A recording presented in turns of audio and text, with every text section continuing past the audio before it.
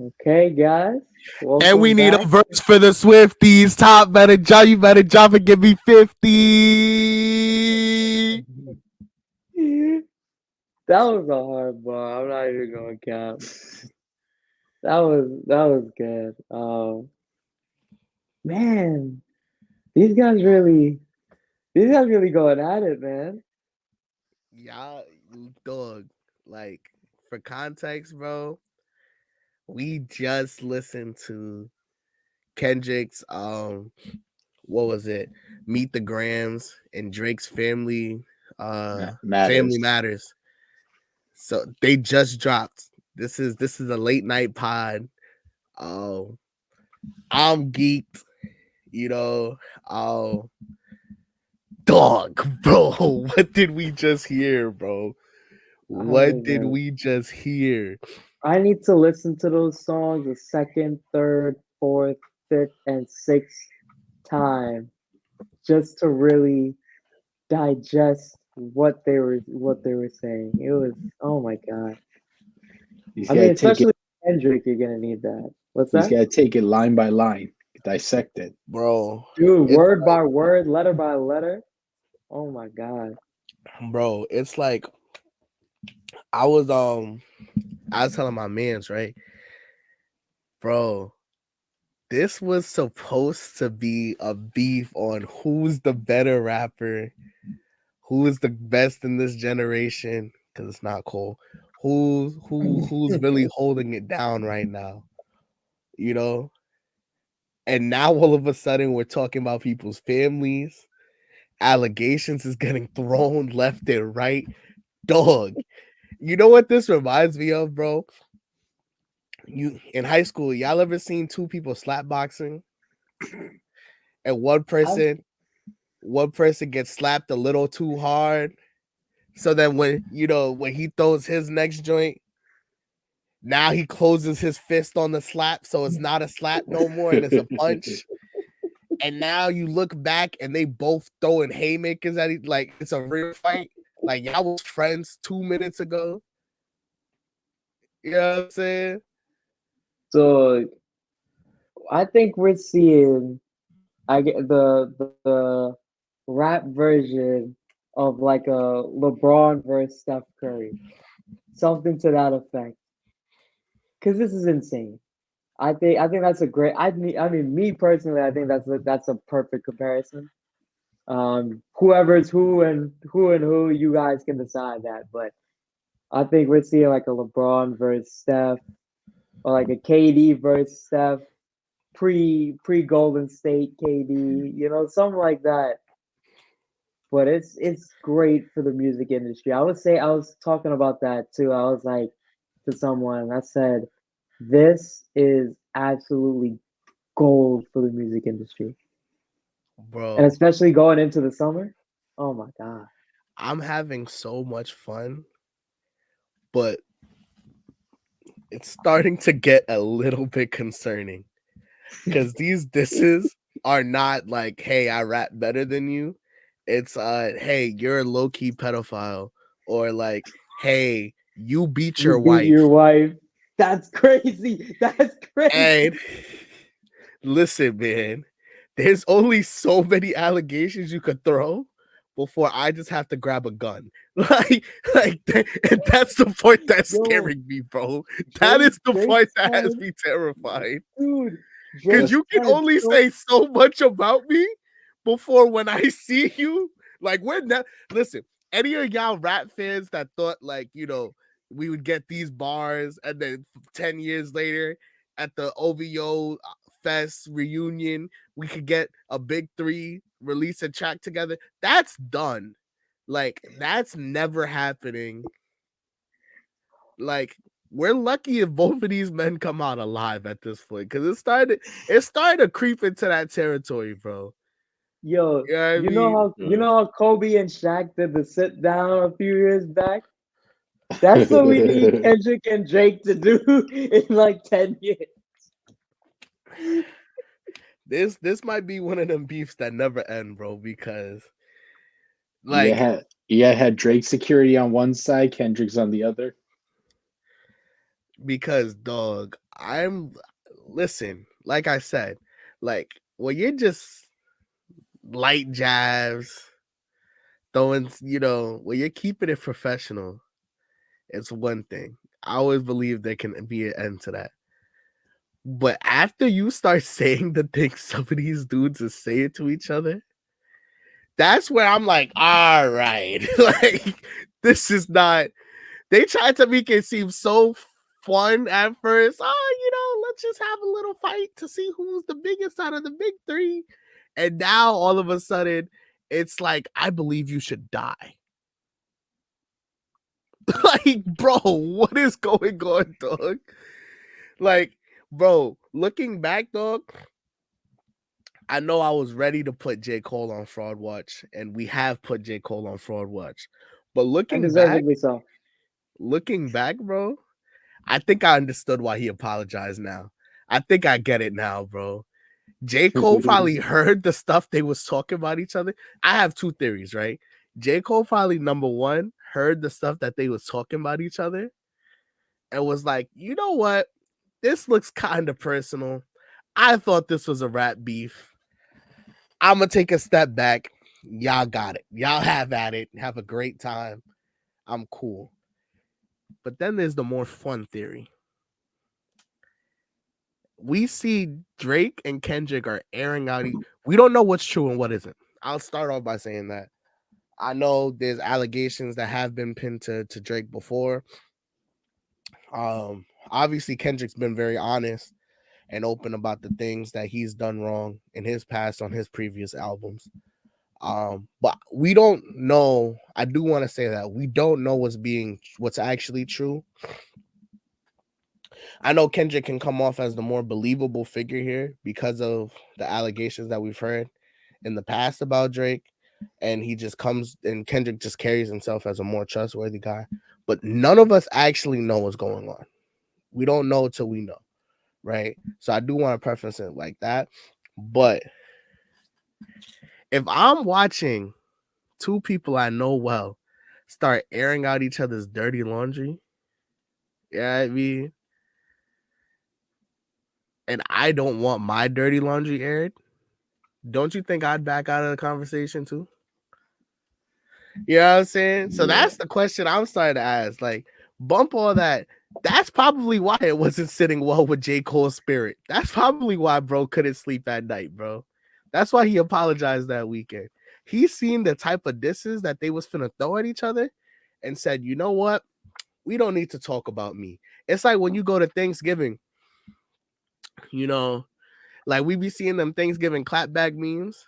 It's like cats be out there, ha ha ha ha ha. Who made the potato salad? It sucks, And then auntie's like, ha ha ha ha ha. You're a failure. And then, and then you're stuck in the middle between auntie and whoever. And so you're like, haha, guys, come on, guys, let's relax now, auntie. The potato salad wasn't that good. This wasn't your best work. And we've all gotten a bad grade before. We're good. Like you're trying to play the middleman, right? That's what J. Cole's doing. But then when your cousin goes, well, auntie, that's why you've had 4 failed marriages. And your auntie goes, that's why you were an accident. Now all of a sudden, you don't want the fact that you dropped out of college being brought up. You don't want the fact that, whatever dirty laundry that your family knows, that your cousin, that you might have told your cousin, something that you might have told your auntie in jest, you can't pick a side now because you don't want them to start saying stuff about you. So now you just got to back away and let them fight because you don't want to break it up and catch a 2-piece by accident.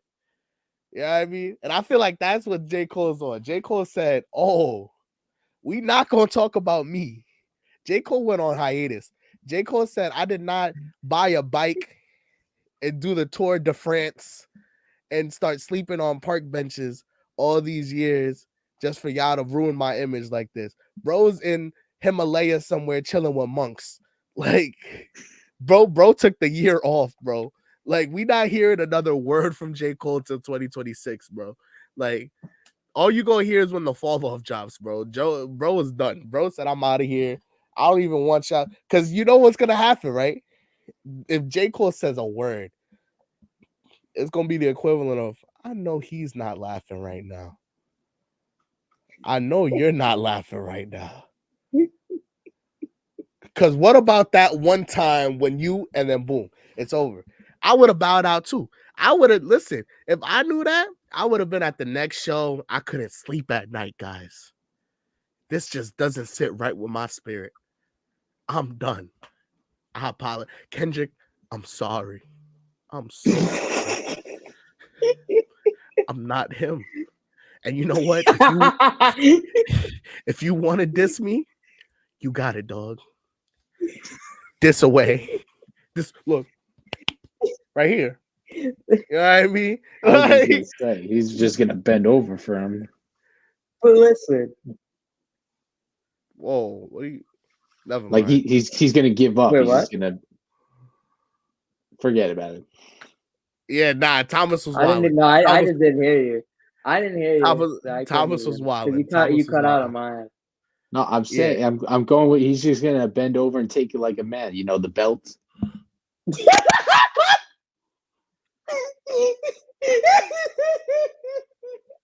Oh shit!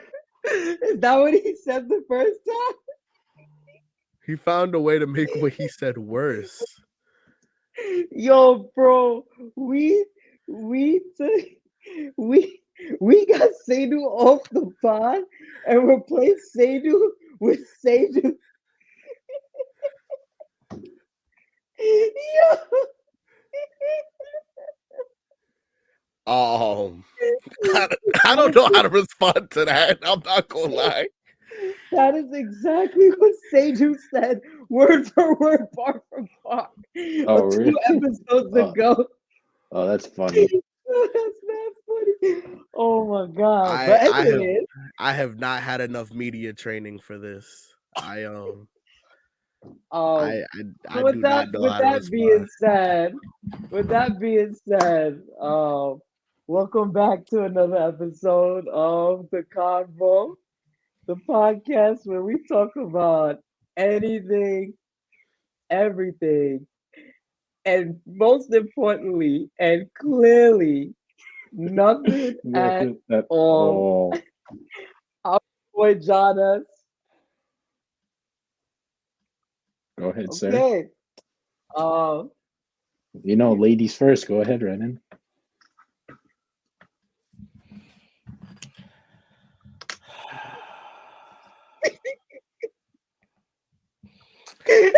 This is just gonna be a 2-person pod today.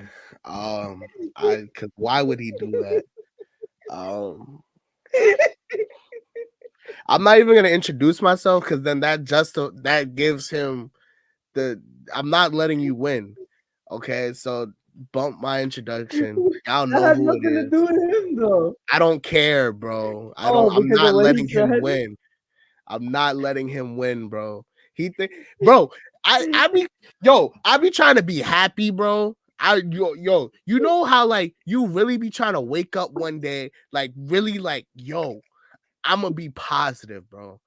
Like you know what? I've been I've been a hater in the past, but I'm gonna turn a new leaf. And somebody always like just has to plot on your down. Like their life goal is to make sure you do not better yourself in any way, shape, or form. And that's the nastiest part about some people. And you know, with that being said, I will let some people introduce themselves. Word for word, Renan. I couldn't agree with you more.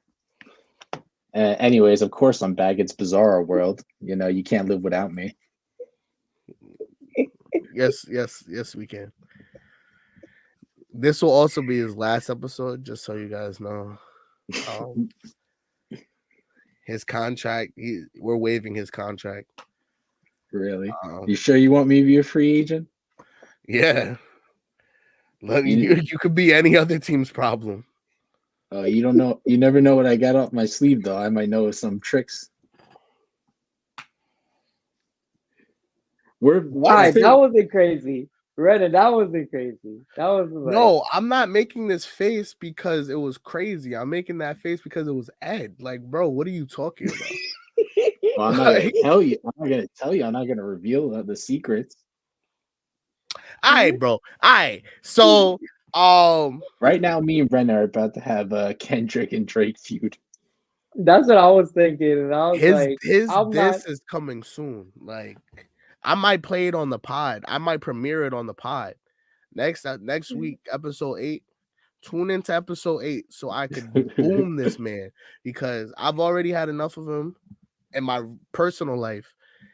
Now I've already have enough of him in my podcasting life, and that's nasty. He's like uh gangrene and just keep spreading to every like it's nasty work, bro. Like bro is mold or something. You act like I take that as offense. Yo, anyways, so back to Kendrick and Drake.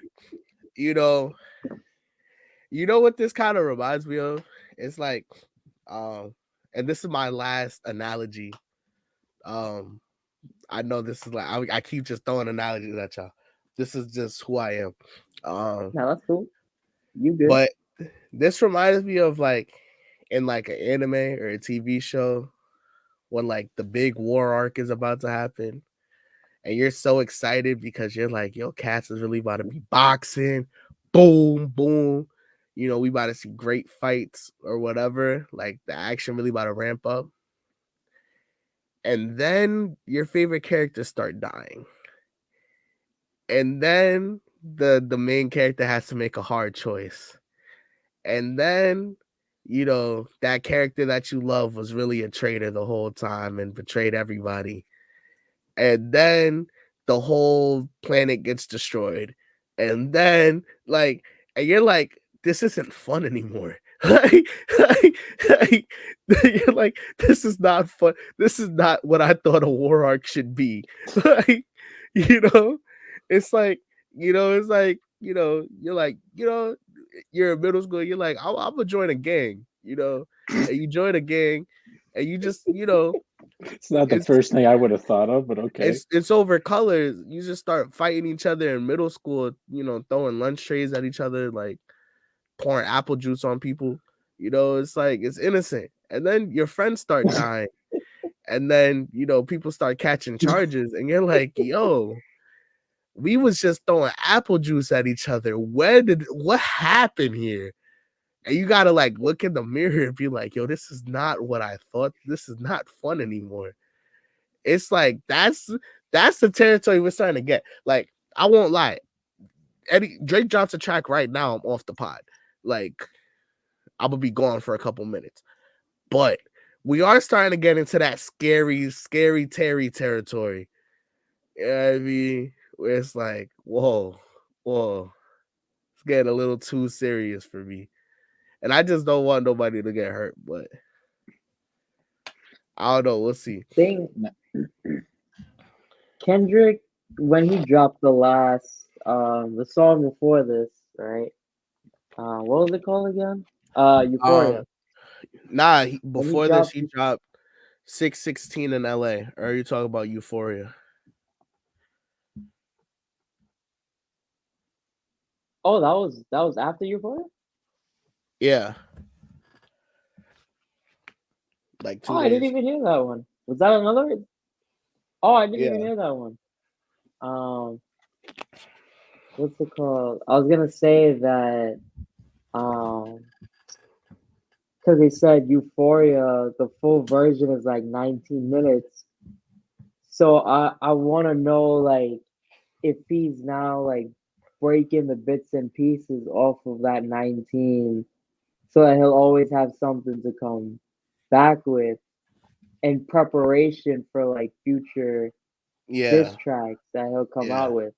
So like all now he's just recording like or writing his new diss track, but he has these in the tank whereas Drake is like probably just doing each one, just coming up with each one, or maybe he had one in the tank. But I mean, he takes so much more time to get one out.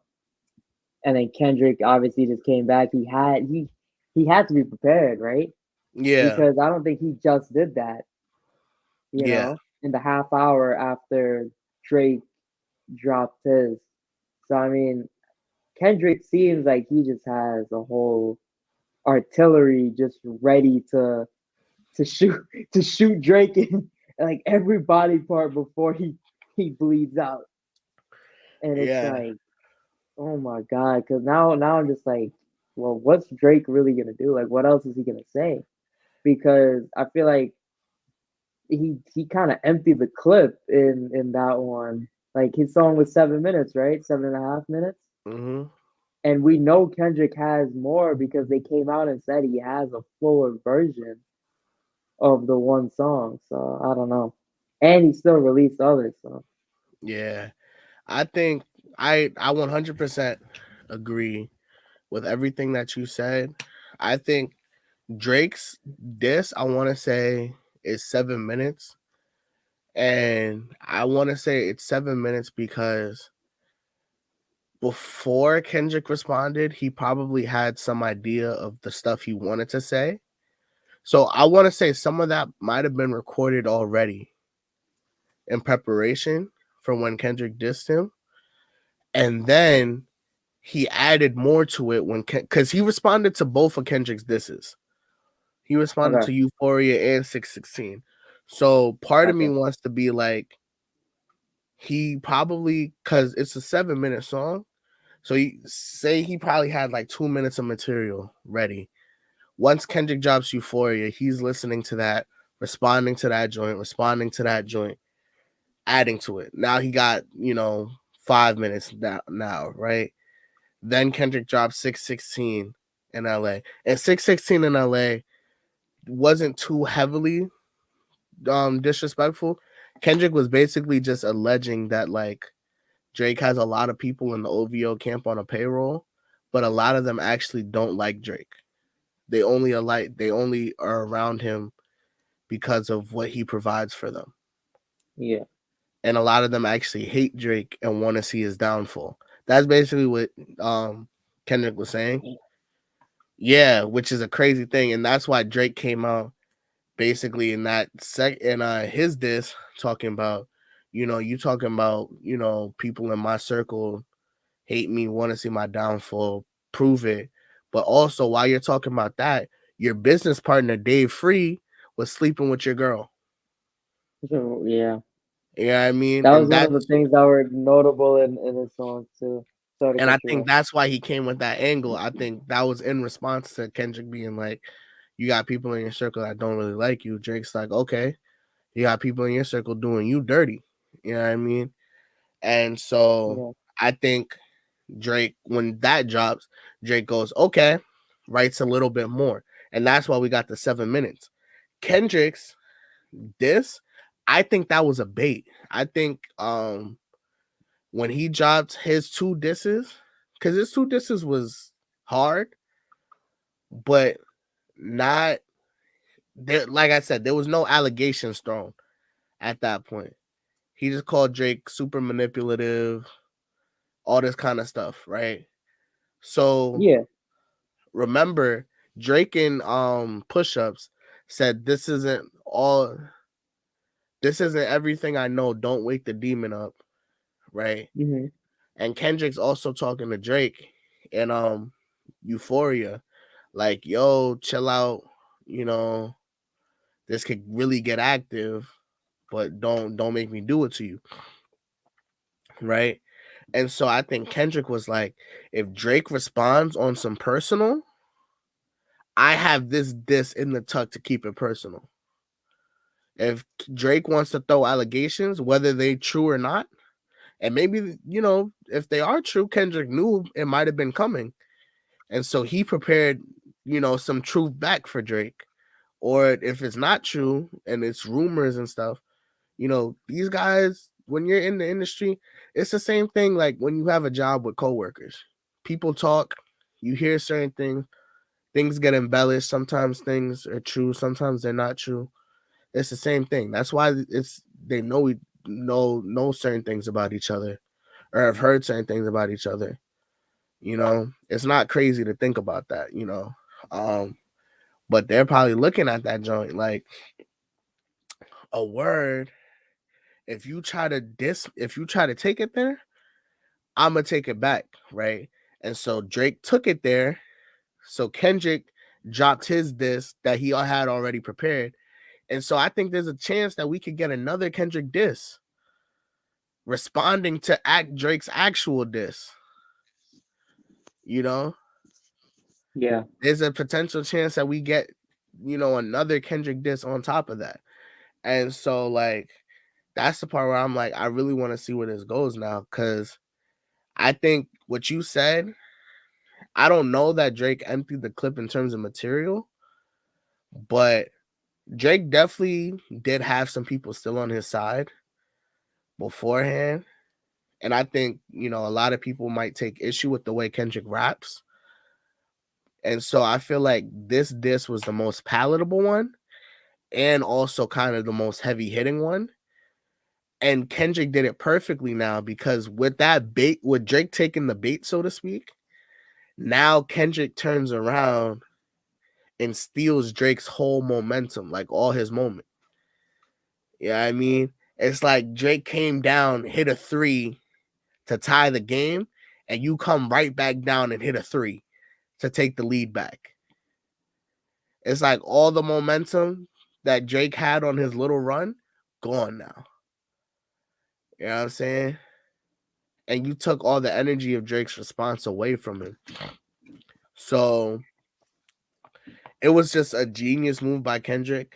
And I think while the majority of people had Kendrick up, I think now it's going to be hard to say Drake is up. I still think it's closer. When you analyze the disses in a vacuum, but this is Kendrick, because Drake does a lot of like other things to win the battle. It's not just about tracks for Drake. It's just the Instagram story posts, the comments that he posts, the antics, the trolling online. Because Kendrick is a very private person, that's how he uses that to sway public opinion. But now this is Kendrick's kind of tactical move to sway public opinion back in his favor. And so I don't know. We'll see where that junk goes. I'm very excited. I hope it doesn't lead to violence. I was alive for Nas and Jay-Z, but I wasn't really alive for it. I wasn't there for Tupac and Biggie. This is the first time in my lifetime I really get to see two titans of the industry go at it. And I happen to be crazy fans of both. Anybody could tell you I defend both of these dudes individually all the time. And so seeing them go at it, it's hard to pick a side. But it's very exciting times for rap right now. Who you rooting for in the end, Renan? No, yeah, it's Um, like, yeah, true. That's a good question.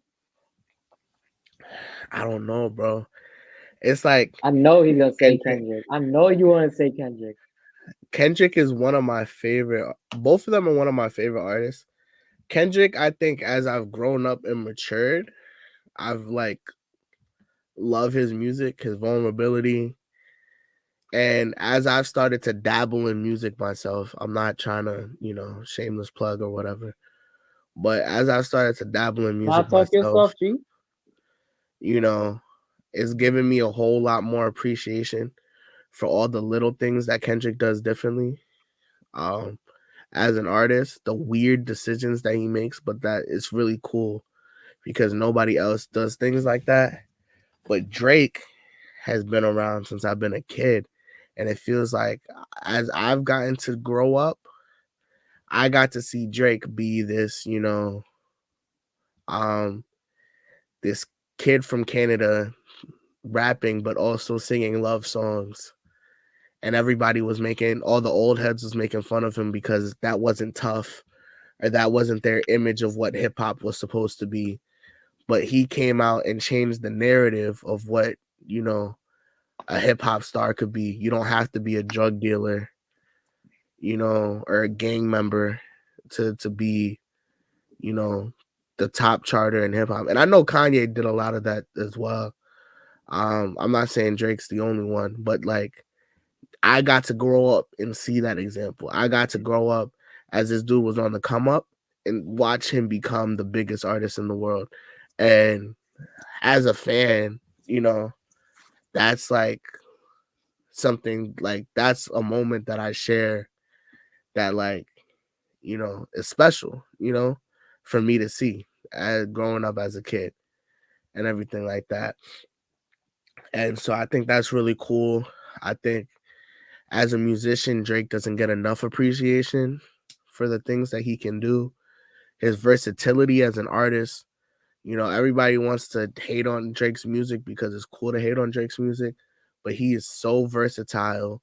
He has so many different flows, different genres, different, you know, whatever in his bag of tricks that like no one else really can match that. You know what I mean?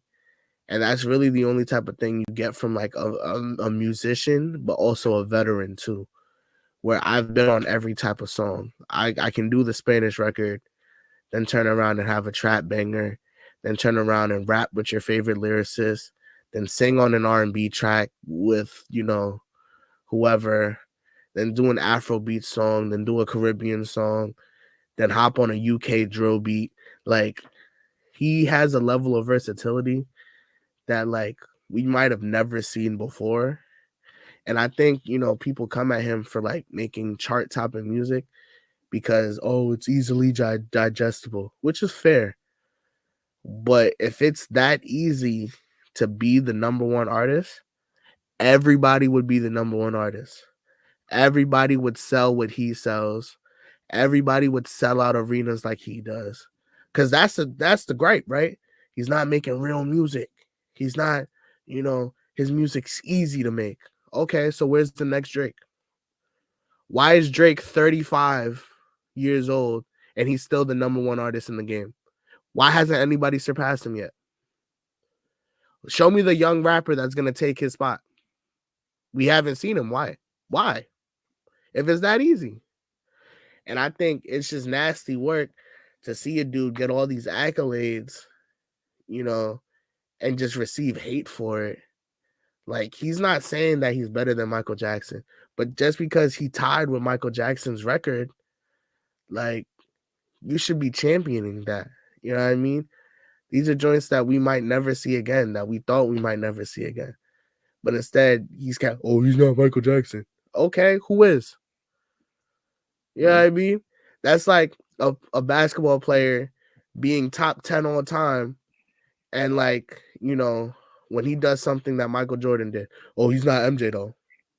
Like Who's Kobe. who is Michael Jordan? How many people in the league are Michael Jordan? Exactly. Are you dumb? What type of question is that? Oh, he's not the greatest player of all time though. Oh, he's not the second greatest player of all time though. How many people are? Are you stupid? Like, how is that your response, bro? That don't make sense, dog. Like, can't we big him up for being him? Like, I hate when people be doing that. And so it's like, that's the part that like makes it so hard for me to pick a side. Cause I love both, not to get on a tangent, because I was about to make myself tight. But like, because that really irks me, bro. It's good for the views though. It really irks me when people do that, bro. Like, you know, oh, you know, LeBron gets this accolade that only MJ had. He's not MJ though. Who is? Exactly. Can't we be happy that LeBron did something? You know what I mean? Yeah. Why is the first response always got to try to be to bring somebody down? You know, like that's so stupid to me, bro. Well, you gotta understand, bro. And it's like, oh, he can't shoot. That's like me being like, oh, this player can't shoot. He's not Stephen Curry. How many people can shoot like Stephen Curry? You see how dumb of an argument that is? You gotta Oh, understand I'm though. trying to degrade this player by saying he's not in the top 0.5 percentile of people on planet Earth. Are you like you got some issues, bro? Like, what's good with you, dog? You know? You gotta understand though, that's how the media and stuff has to work so that people start talking and you build, all the drama and all the problems and scandals and things people really want to see. People are gonna tell you, oh, I wish, we could see more like good things going on in the world, this, that, and the third. But that doesn't You're right. draw interest We the thrive way on that negativity, yeah. exactly, yeah. So when we say like, oh, LeBron, did whatever, he achieved this, right? Something that only MJ did. And we say, well, when MJ did it, he had this, this, and that, or he did this, this, and that. And when LeBron did it, it wasn't like that.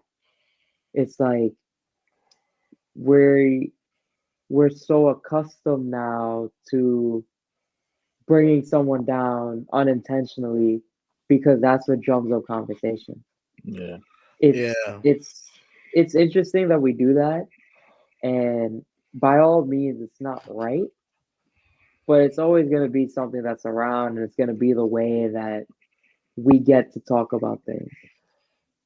Yeah. So that's the only thing I say to that. But I do agree with you. I Yeah. think I think that's a sorry, my bad. I spoke a lot. What you want to say, I Bizarro? was just gonna say I feel like media and sometimes even fans themselves, we make like I don't know what it is, like how it started between Drake and Kendrick, but I feel like us as the media and the fans, like we start, we start these feuds between them because we are comparing them.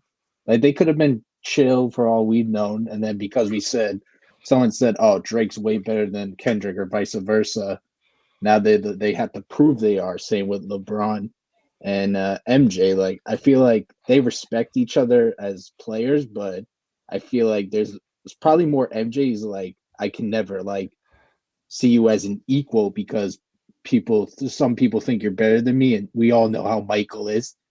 He took that personally.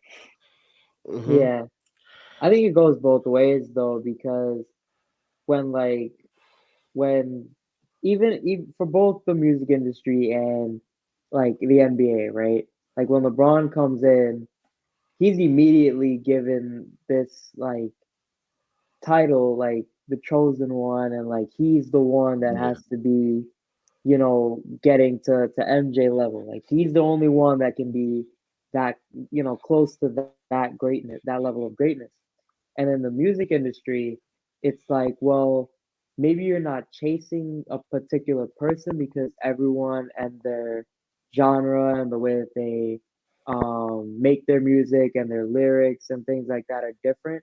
You may not be chasing one particular person, but you're always going to have to chase to be considered the best. And because it's so different around the music industry, you can propel so many different guys to being the best because each guy is so different. Now with like Drake and Kendrick, their music styles are completely different, right? But people are gonna say, "Oh, Drake is the best," or he's the greatest artist right now. Some people are gonna say Kendrick is the greatest artist right now. So they're gonna try and nitpick different things that maybe Drake does in his music that Kendrick doesn't, or the other way around. And that's just how it's gonna go. You're never gonna get away from those type of conversations. When in most of these conversations, the correct answer is one, you can't compare them because they're totally different and or are different eras. And two, it's because the way that they do things and have achieved their level of success is just completely different. Not necessarily because of the era or because of like the way like their attitude is or like their uh the way that they go about things in their particular field, but it's more so because they're just different. So they're gonna achieve everything differently. They may achieve some of the things that are similar. One is gonna be better at something than the other, but that doesn't mean that one of them is necessarily better. It's just it might just be you can't compare, and that's okay. But people don't like that. Yeah. That's the thing. I agree with what both you guys said. I do think, um like Bizarro was saying, like I do think, there can be times where like the media in any genre and anything really can be like, yo, Yeah. this guy is better than this guy. And I'm saying at home, no, he's not. I'm better than that guy. And I think also too, there's other dynamics like, like what S was saying, talking about how LeBron's coming in as the chosen one, and I know you were talking about like LeBron versus Jordan, but like I could see a player like Steph coming in who doesn't get the moniker, nobody's really watching like that, comes in, has injuries a few times, and now he's ending up, one of the best players in the league, looking at like, y'all really, this man was handed everything, that he was given everything from the moment he stepped in the league. I had to earn it. So no, he's not better than me. You know what I mean? And so there's always that kind of room for beef in that type of way, especially in any competitive field. I think where my issue can take place is I love debates, right? And discussions and all that kind of stuff. I feel like that's what makes things interesting. And even like comparing things that probably can't be compared fully is fun because of that. If there was a right and wrong, black and white answer, like a mathematical kind of thing where it's like proven all the way, it wouldn't be as fun. You know what I mean? But I think because I think people be wilding in sports, but to a certain extent, there is a level of subjectivity and what type of things you prefer or value more than others that allows it for you to compare things that might not necessarily be comparable because there's so many variables that you can't really account for. But it allows for interesting conversations because there's not a right answer in that based on what you value. And so I have no issue with that as long as it's consistent and you're keeping your logic consistent, because a lot of people don't keep their logic consistent and pick and choose when certain points matter, pick and choose, for example, when championships matter versus when they don't matter, when, how far your team gets in the playoffs matters versus when it doesn't matter, when it's a benefit that this player got his team further into the playoffs for like AI leading a team like that into the playoffs, into the finals, but it's a detriment for LeBron for bringing his team to the finals and losing all those times. You see, that's where I'm like, that's where I have an issue. And then also when like the talk, like the debate isn't really based on like the actual product.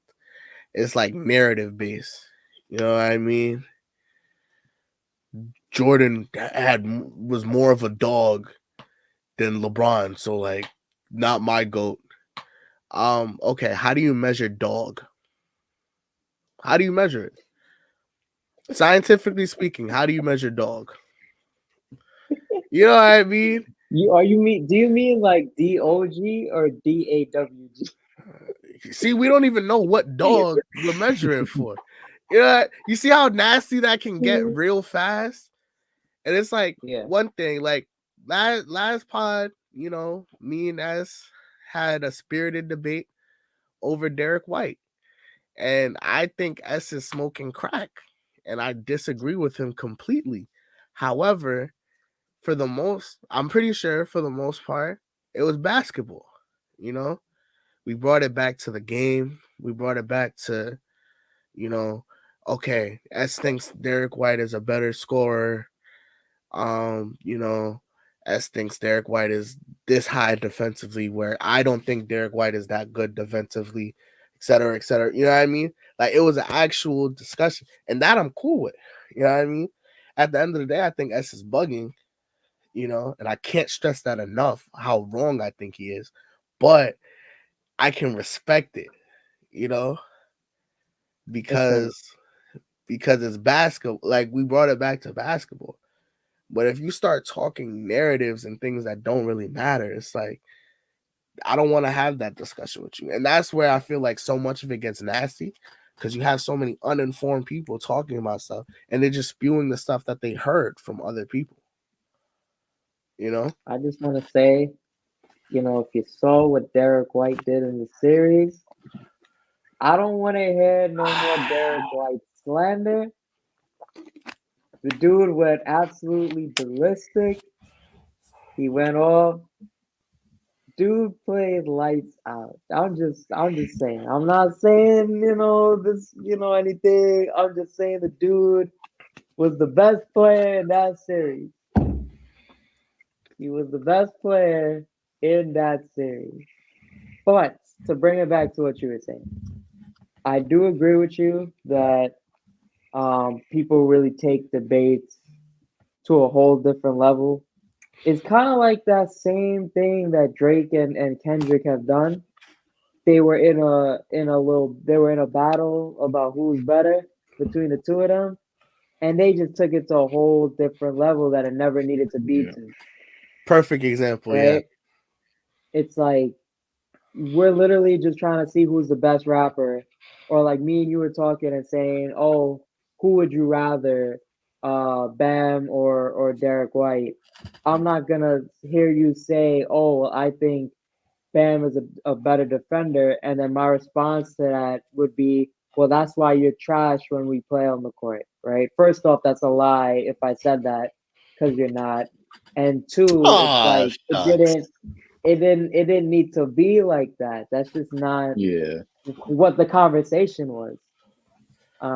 So it's Yeah. interesting. I also think that recency bias plays a big role in a lot of the things that we debate on, Yeah.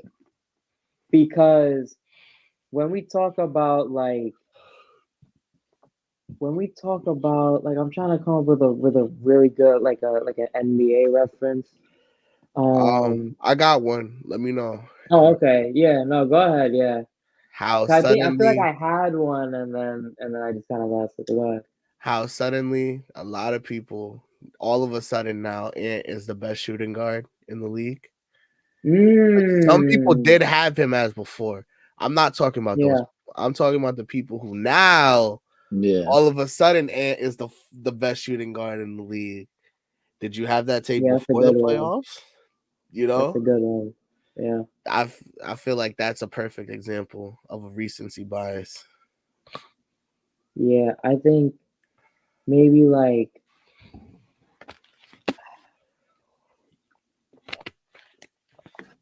I think a good one. I guess more so speaking to the NBA than anything else is Kyrie. Just in general. Mm. Now we have like this view of Kai where it's like maybe like me personally, because I got burned by him, I wouldn't want him on my team. But he's not like a bad player. He's still one of the best Yeah, players in the league. But you forget that. And we had a conversation once about Damian Lillard and Kyrie, where it was brought up and someone believed that Damian Lillard in his prime was better than 2016 Kyrie. And I'm like, bro, that's definitely recency bias because you've seen what he's done on the Nets and how things have gone there, and Brooklyn, what happened there. And it's like, bro, 2016 Kyrie is is one of the greatest players to ever play the game of basketball.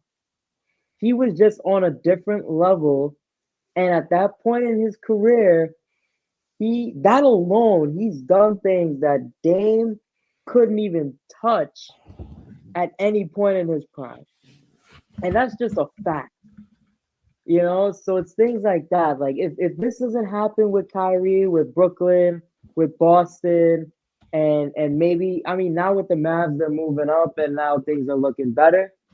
But if those things don't happen, would you talk about Kyrie the same way, or would you go back to 2016 when everyone's saying, "Oh, this dude is on par with Steph Curry. They're the top two guards in the league. Kyrie's like top five in the league. This, that, and the third." I think with Kyrie, like I don't really, I'm not like mad at him or nothing. Even though he burned us a little bit.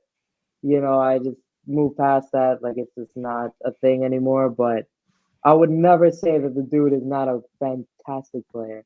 And I would never take away the things that he's done in the past because of certain things that have happened recently. I Yeah. think he's just a perfect example. Kyrie is a great example because too a lot of the issues people have with him are off the court, Hmm. yet they don't necessarily say it, but they use that off the court reasoning as as a detriment to him when we're talking about basketball discussions. Yeah. Whatever Yeah. you think of his actions and the things he said, cool, whatever, you know. But that doesn't make him a better or a worse basketball player. And I think a lot of people are like that, you Yeah. know. And you know what's crazy about it? That will never like I will never understand how this happened, right? And I'm just keeping it with Damon and Kyrie just as a good comparison. I think it is a good comparison. How did what in Damian Lillard's career has he done to put him in the top 75 and not Kyrie? Like if you want to put Dame in the top 75 list, that's cool. Like I can maybe see your point of view if you explain it to me. But whatever you say for that, none of that is more than what Kyrie has done in his career. Mm. There's just nothing. There's just nothing there that you can say, oh, Dame did this and Kyrie didn't. Nothing. Absolutely nothing. So to leave him off of that list, and with that list being at the time that it was, that was a recency bias thing. Yeah. Yeah. Could It's you You say know that.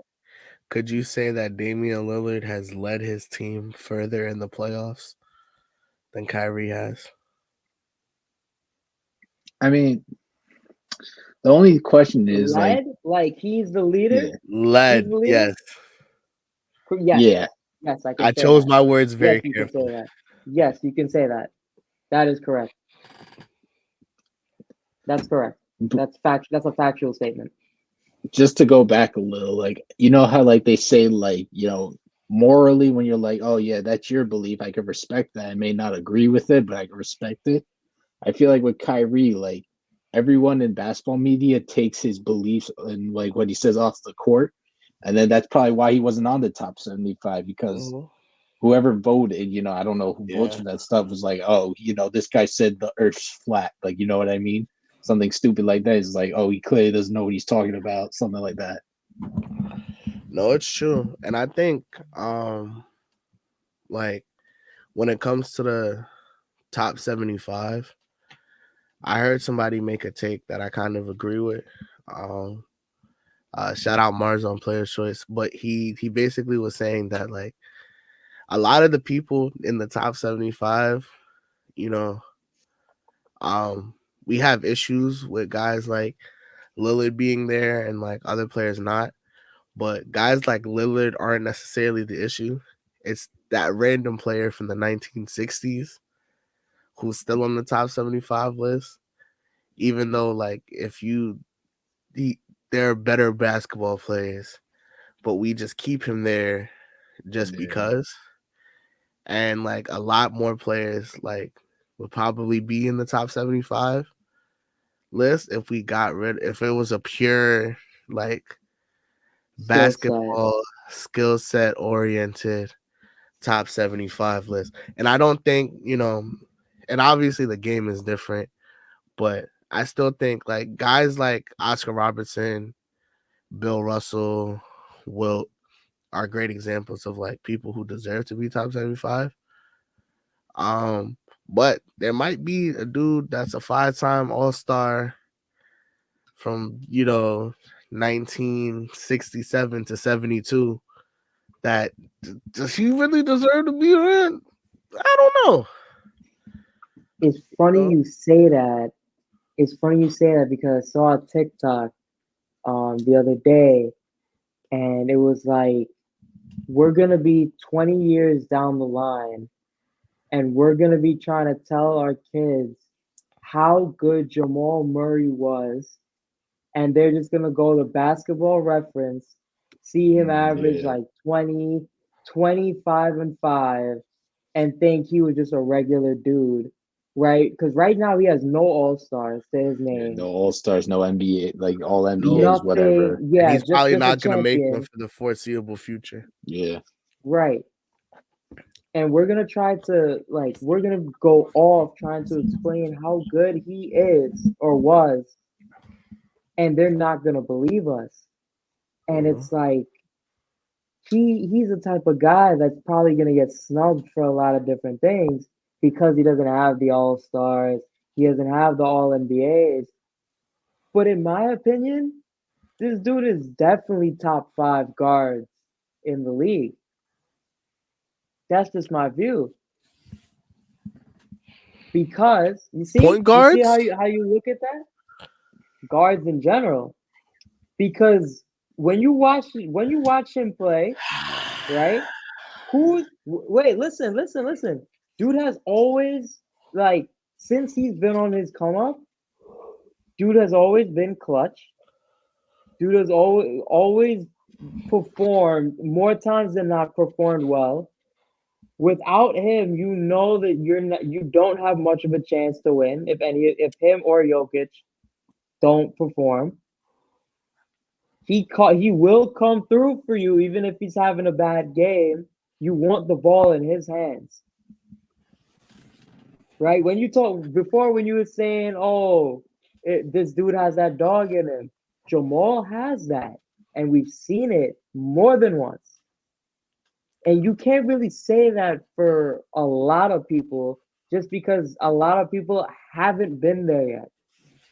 When they get there, you can say, yeah, maybe, let's see what you do. But Jamal has been there. But because he doesn't have the All Stars or he's not averaging 30, you're not gonna look at him and say, oh, he's really that guy. Yeah. But when you look at Jokic and Murray, right, they both are capable of hitting a last shot or making the big plays, but it's probably Murray that's gonna get the ball, right? And something like that, where Jokic is a 3-time MVP, right? Three, looking for looking for four, or is he Um, two looking for three? If he I, wins this I, year, it would be it's his this third. third, yeah. Third, yeah. He had lost, yeah. He was supposed, yeah. I'm not even gonna get into that, but yeah, looking for his third MVP, probably gonna get it. But at the end of the game, you're going to Jamal Murray, a guy that has no All Stars, who has never been in an MVP discussion, averages 20 and 5 and 5, and on paper it looks like a regular dude, right? But when you're in the game and you're watching him play, Yeah, you see the impact. he is one of the most dangerous guys on the court. And I don't think that's really something that can be debated. And until other guys, or at least other guards, because there are great other guards, there are phenomenal other guards in the league. But until they get to the points where Jamal has reached and done the same thing, you can't say, or at least it's not accurate to say that they're necessarily better, not even better, but just like trying to say that Jamal can't hang with this dude. Because if you look at Jamal Murray and Jalen Brunson, who are you going to take right now? Well, I'm a little biased, so I would take Jalen Brunson. Right, but who do you okay, and that's fine, right? There's no wrong answer. But you can't come and tell me Jalen Brunson for sure Is and that say much Jamal better? can't Yeah. hang. It would be like That's what I'm 49-51, trying you're to say. saying. Like, yeah. It So would be very much closer, but with Jamal's experience, I think that is something you have to take into consideration. You have to take into so consideration what he did in a further spot, and that's where it comes down to making a tough choice like that. so you're saying like Jamal Murray, there's not a lot of players who are clearly better than him in terms of guards. Like you can Right, say that it like they're better than him, but it's debatable, is what you're saying. correct. And I think for me, it's like I would pick a guy who's been to a certain spot and I've seen him do things as opposed to someone who's on the come up and hasn't done these things. And it's crazy because even before like recently when we've had these conversations, I never really thought about it because the first guy that comes to my mind like for best players in the league isn't Jamal Murray. But when you actually sit down and you've actually watched his games too, because I don't watch Nuggets games, right? All the time like that. But when you watch it, it's like this dude, there's nothing that, at least on the offensive end, there's nothing that he can't necessarily do. Yeah. So now when I rethink, like, oh, who would you take like on your top five guards list? It's like you can take guys above Jamal, and I wouldn't be mad at you because I've seen the product of what other dudes produce, but it's unfair at the same time because Jamal Murray has probably done more than a lot of the guys you would name in front of him. Hmm. Not to say there aren't guys who are probably better than him overall, but a lot of the guys that you're probably going to say haven't even been near what he's been to and done what he's done. So I say that to go back to the original point where 20 years down the line, we're going to have the same exact discussion. And my kids are going to look at me like how Renan was looking at me just now. And it's going to be so hard to convince them because they're not going to go and watch the games. They're just going to read basketball reference, and that's Hmm. it. Yeah. Now, I think oh you got it. You got it, bro. Go I, ahead. I just want to say, do you have any certain players or guards above him, or like if you could just name like one or I two, or I think like a Luka Doncic is above him, okay, right? He hasn't been to a finals or won a chip, but he's been to a Western Conference Finals, and he always puts up damn near triple doubles every night. Neither one of those guys are any like major threat defensively, so that can't even be a deciding factor. Doncic is going to hit shots that are just unbelievable. Doncic is going to get 30 points. He's going to be responsible. If the team scores 100, let's just say baseline 100, he's going to be responsible for about 70. And he's going to rebound the ball and just facilitate. He does a lot where Jamal Murray can defer to Jokic a little bit more. And Luka is just as, if not more clutch than Jamal Murray. And we've seen it, you know. When it comes to those things, I don't even look at necessarily statistics because everyone has a different definition of clutch. Some people say it's the last 5 minutes of a game in a certain amount of points. I know my definition of clutch time is going to be different than everyone in NBA media because when I grew up, clutch like when it was clutch time, that was the last 2 minutes of a close game. Yeah. The last 2 minutes of a close. That's how I grew up with it. Then it started to change over time. I'm assuming because it fit certain people's narratives more about whoever. Because now it's the last 5 minutes. It has to be in whatever type of score, this, that, and the third. I think clutch time is the last 2 minutes, and you have to be within 6 points. That's my definition of clutch time.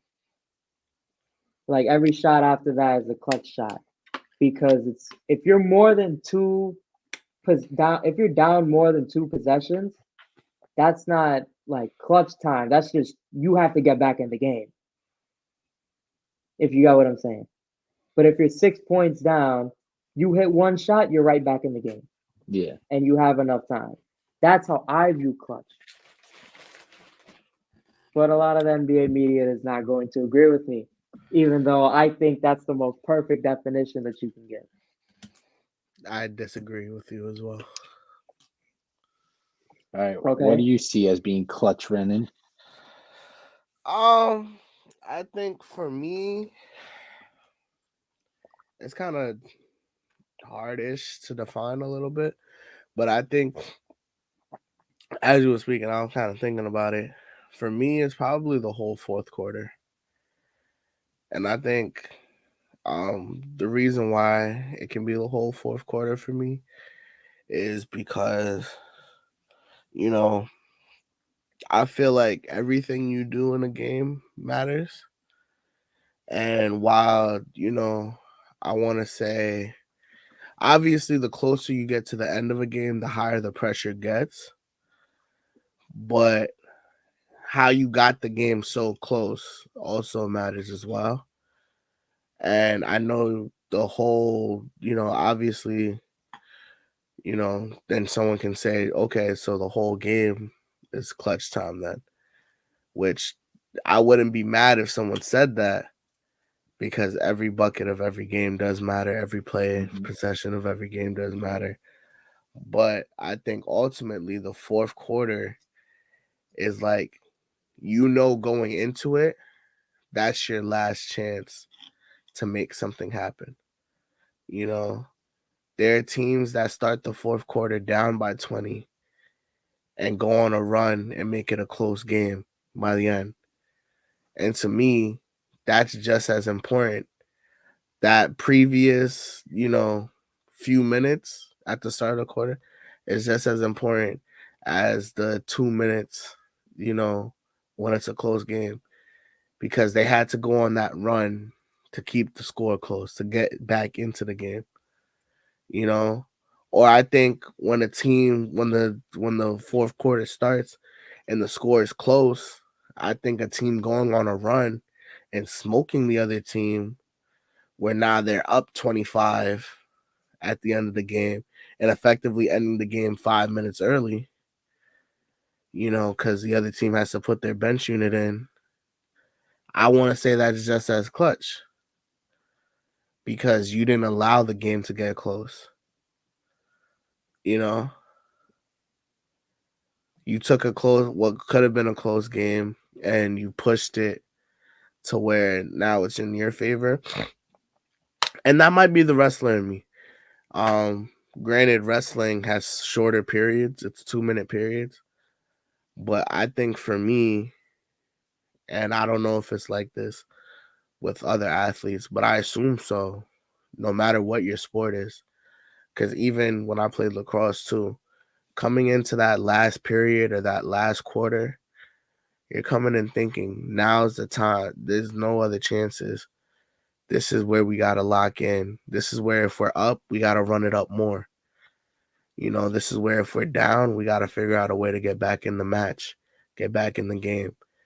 And I feel like as a wrestler, as an athlete, I walk into the last period or quarter with a different kind of mentality than I did walking into the first few periods or quarters.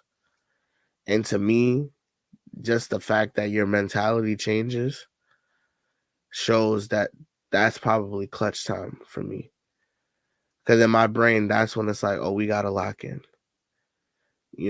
Oh, this is where we got to make something happen. Because the last 2 minutes doesn't matter if you're down by 15. If you didn't do what you were supposed to do, the early part of the fourth quarter, then the end of the fourth quarter doesn't matter. And so that's kind of how I view it.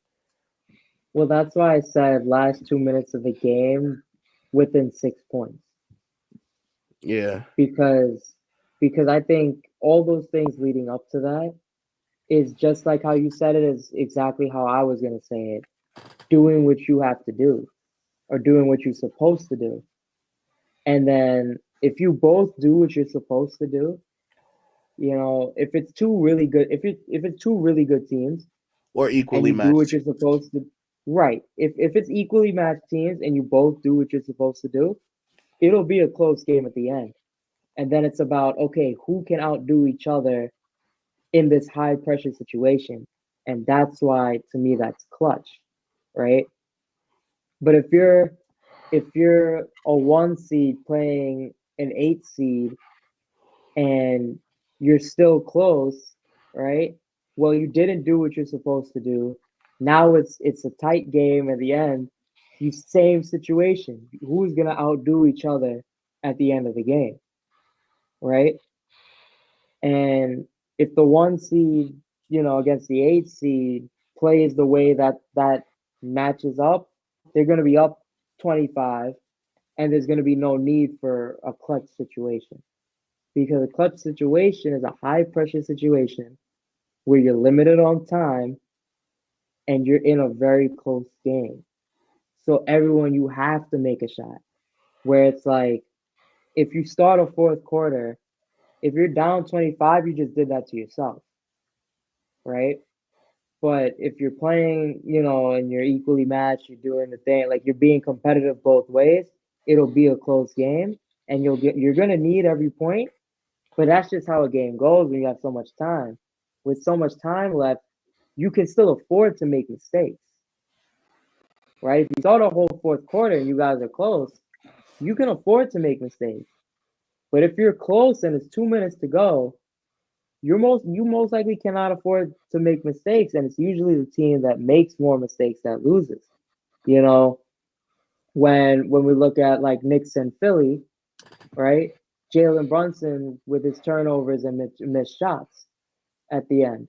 He by himself made more mistakes than Philly as a team.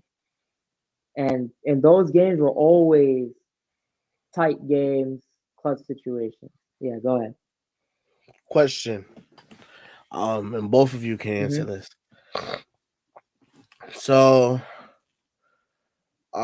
if you have a player, right, who, and we'll keep it to basketball. If you have a player, right, I don't know, say they hit 2 threes, right, they got 6 points, right. If they had 6 points in the fourth quarter, you know, that they hit before, your definition of clutch time, before the last 2 minutes of the last 5 minutes, and they win the game, right, by like 3 or something. They win the game close. But in clutch time, they're missing shots. They missed the shots that they had, right?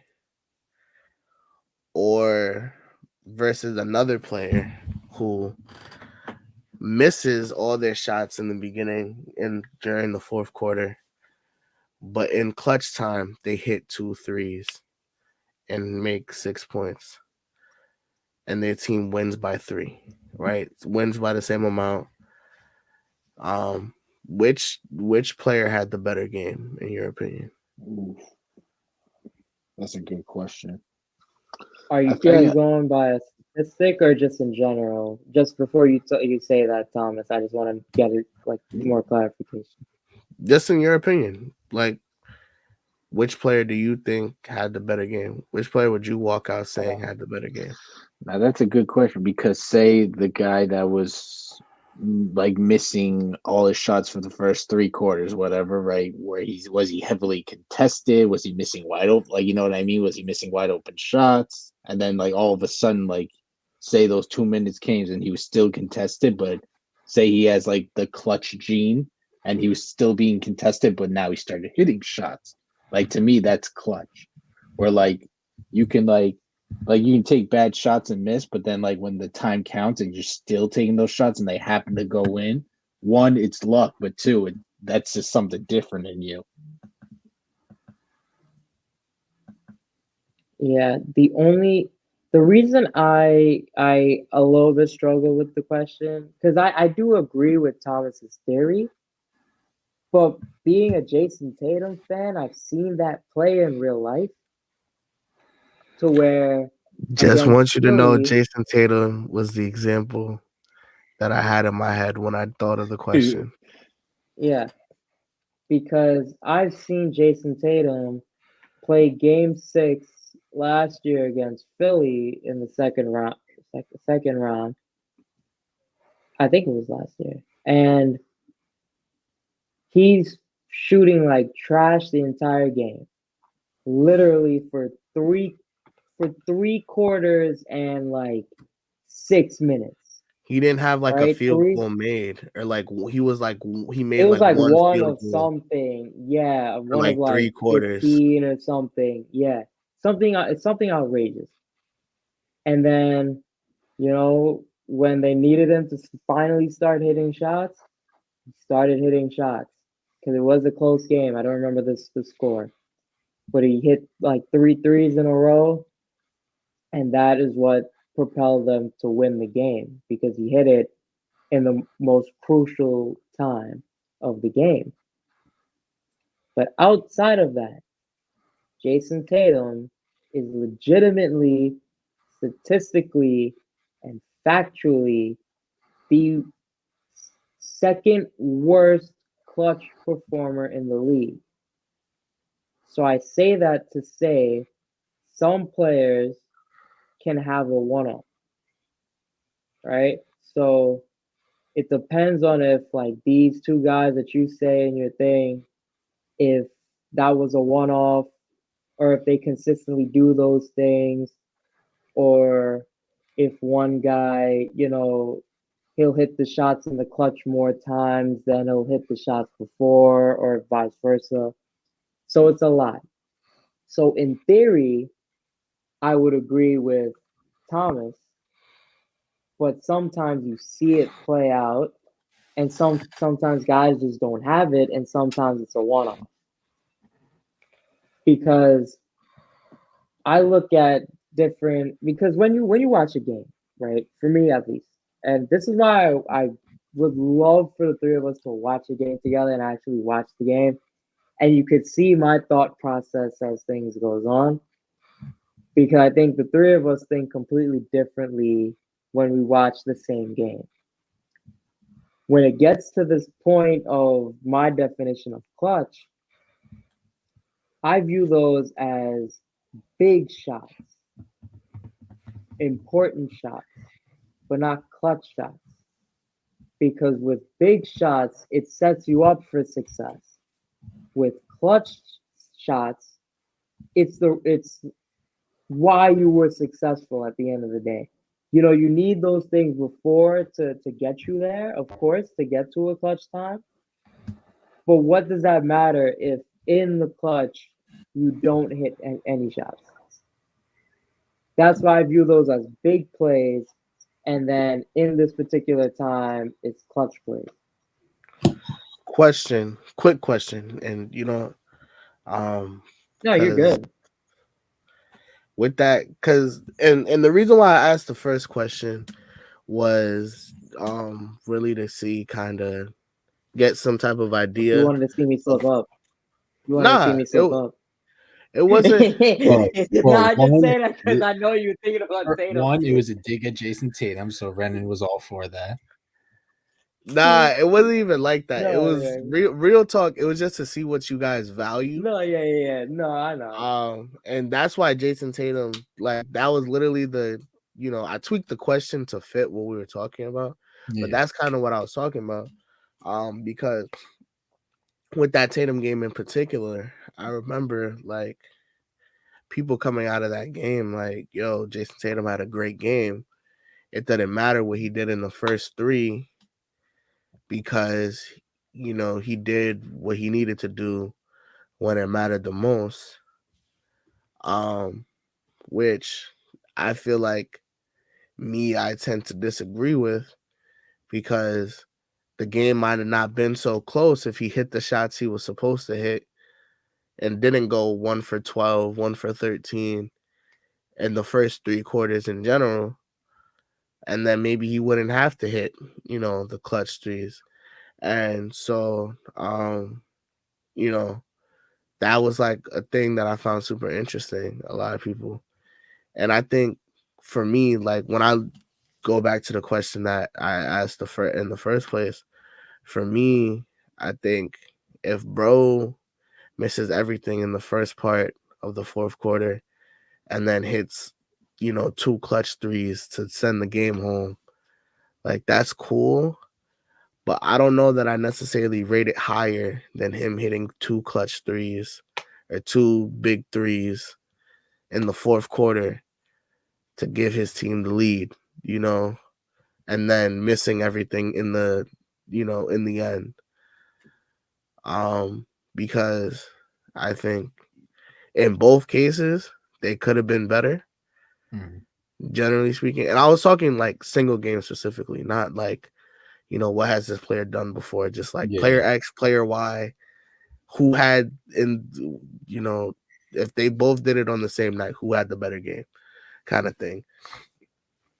And so like for me, I don't know that I think at one point I used to rate it higher, what you did at the end of the game. But I feel like for me, like, and I'm the first to be honest. I shoot myself in the foot a lot of times in both games in life. Uh, I love an uphill battle apparently. So sometimes when things are supposed to be easy, I make them hard on purpose to make my life worse. Oh, and I think, and I But guess that might be a little bit of bias talking because I come from that perspective. So I'm like, if bro just did what he needed to do, then we wouldn't be having this discussion. And so I think for me, like, you know, I don't view one higher than the other. If he hit two big threes, you know, whether that's, at minute 8 to give them the lead or, the last 30 seconds to give them the lead. Granted, I will say one is more high pressure than the other, but I think there's pressure throughout the whole fourth quarter. Especially the more that's on the line at the time. So I think there's pressure throughout the whole fourth quarter. Obviously it increases with time. Um, but I think, that's just my perspective. Like everything I feel like you said about, the last 2 minutes and why that's clutch, I feel like you can apply that to the fourth quarter. yeah. You Well, know? like to go back to when we are talking about like clutch time, crunch time, however you want to call it, I think there's a literal like kind of definition to it and a mental one. Like literally, I kind of agree with John. It's like the like 2.5, 2 minutes. Like in football, they call it the 2 minute warning because that's how you know you're 2 minutes away from well in football either halftime. So let's see if you can get a drive going, and or the fourth quarter, you got 2 minutes to either win the game if you're losing, hold on to the ball, whatever. And then mentally, it's like what you said, Renan. Like say, oh, like the buzzer ends the third quarter. You're going into the fourth quarter. You got to say to yourself or to your team, "This is it. This is clutch time." The fourth quarter, we're down.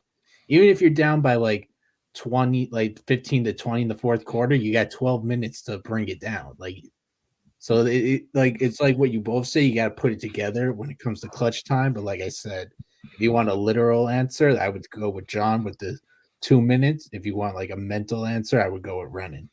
Like it's the fourth quarter. Yeah. Cause I don't know, man. It Like, might even be It might even be applicable to different games because if it's a regular season game, you're, like in the beginning of the season and you're down 20 going into the fourth quarter, you're not really gonna necessarily be stressing over that like crazy. But if that's a playoff game in the same scenario, you're gonna be kind of scrambling to be like, yo, bro, like you really gotta get these down. Like we gotta win this game. Like this is everything we worked for, this, that, and the third. So clutch could even be applicable more or less depending on the game. Yeah. So like if you tell me a game seven, I could say a whole game seven is clutch, right? Yeah. Because or even like a game six on the brink of elimination, Yeah. or any game on the brink of elimination. You can make the case, and I'd probably agree with you that the entire game for that team is clutch. Yeah. Maybe not for the other team if they're not on the brink of elimination. A good example. March Madness is another good example. Yeah, it is. I feel like you probably go into every game, especially the further you get in the tournament, where it's probably some first quarters that feel, or first halves, because it's not quarters, that Yeah. feel just as clutch as the second half, because you know that you can't afford mistakes. A You good know, example was today, like the Orlando Cleveland game. I caught some of it, and Cleveland was up 3-2 for the series. If they won, they advanced. The game was in Orlando too, so like it's good for Orlando, but it also adds of kind of pressure that people don't talk about. Like we all talk about home court is good, but like how do you think you feel if you're like you lose at home? You know what I mean? That's kind of puts pressure on you. It's like people assume you're just gonna win because you're at home, but we all know that's not true.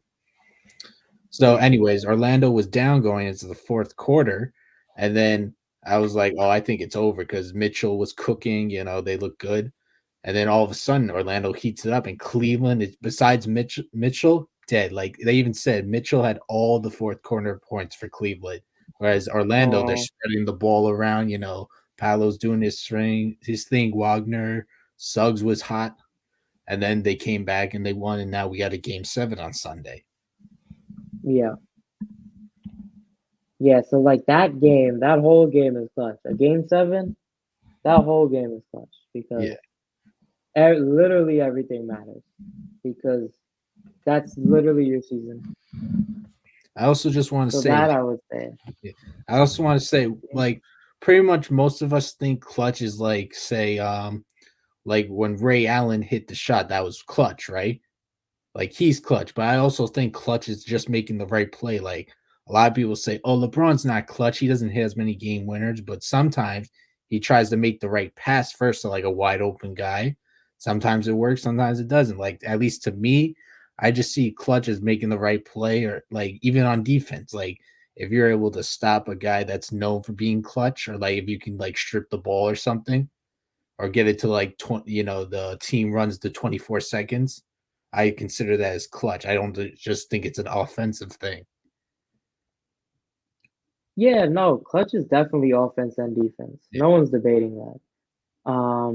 The only thing about the only thing about the thing you said about LeBron, and it's like you're right to an extent, in my opinion, because yes, he will make the right play, or at least what seems to be the right play. But the thing we look for with LeBron is we look for him to be clutch because we know he's the best player on the floor. Mm-hmm.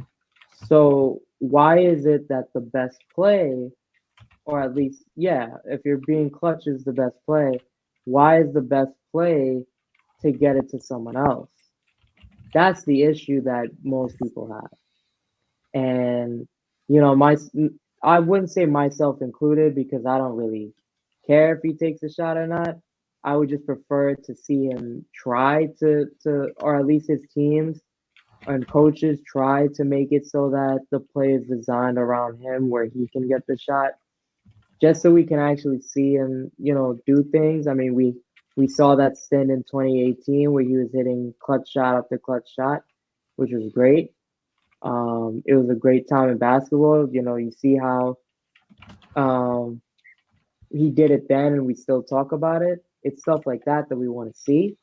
So yeah, clutch can be a big play, but what's a big play if you don't hit the shot, right?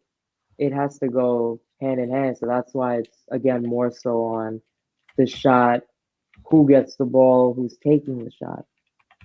So it's a lot of different things like that. But I do agree you have to make the right play. But there's different factors that go into that when you talk about a particular player being clutch or the play itself being a clutch play. No, it's true. I think even like, yeah, like what you guys were saying, um, with how like it's so many little things go into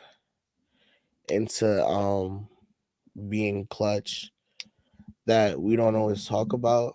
You know, I feel like we always love to run to examples with like Kobe with three people in his face just hitting the shot, you know, and that's great, you know. But I think about little things like a player taking a charge in the fourth quarter, you know, a player going at the player with 5 fouls to get him out the game. You know, something like bring it back to Knicks Philly, Joel Embiid fouling out in the what was it, the last 2 minutes, last 30 seconds, It was last like 30 seconds. Yeah. which, you know, They were only down three still. It's not like, usually at 30 seconds, like it's kind of decided at that point.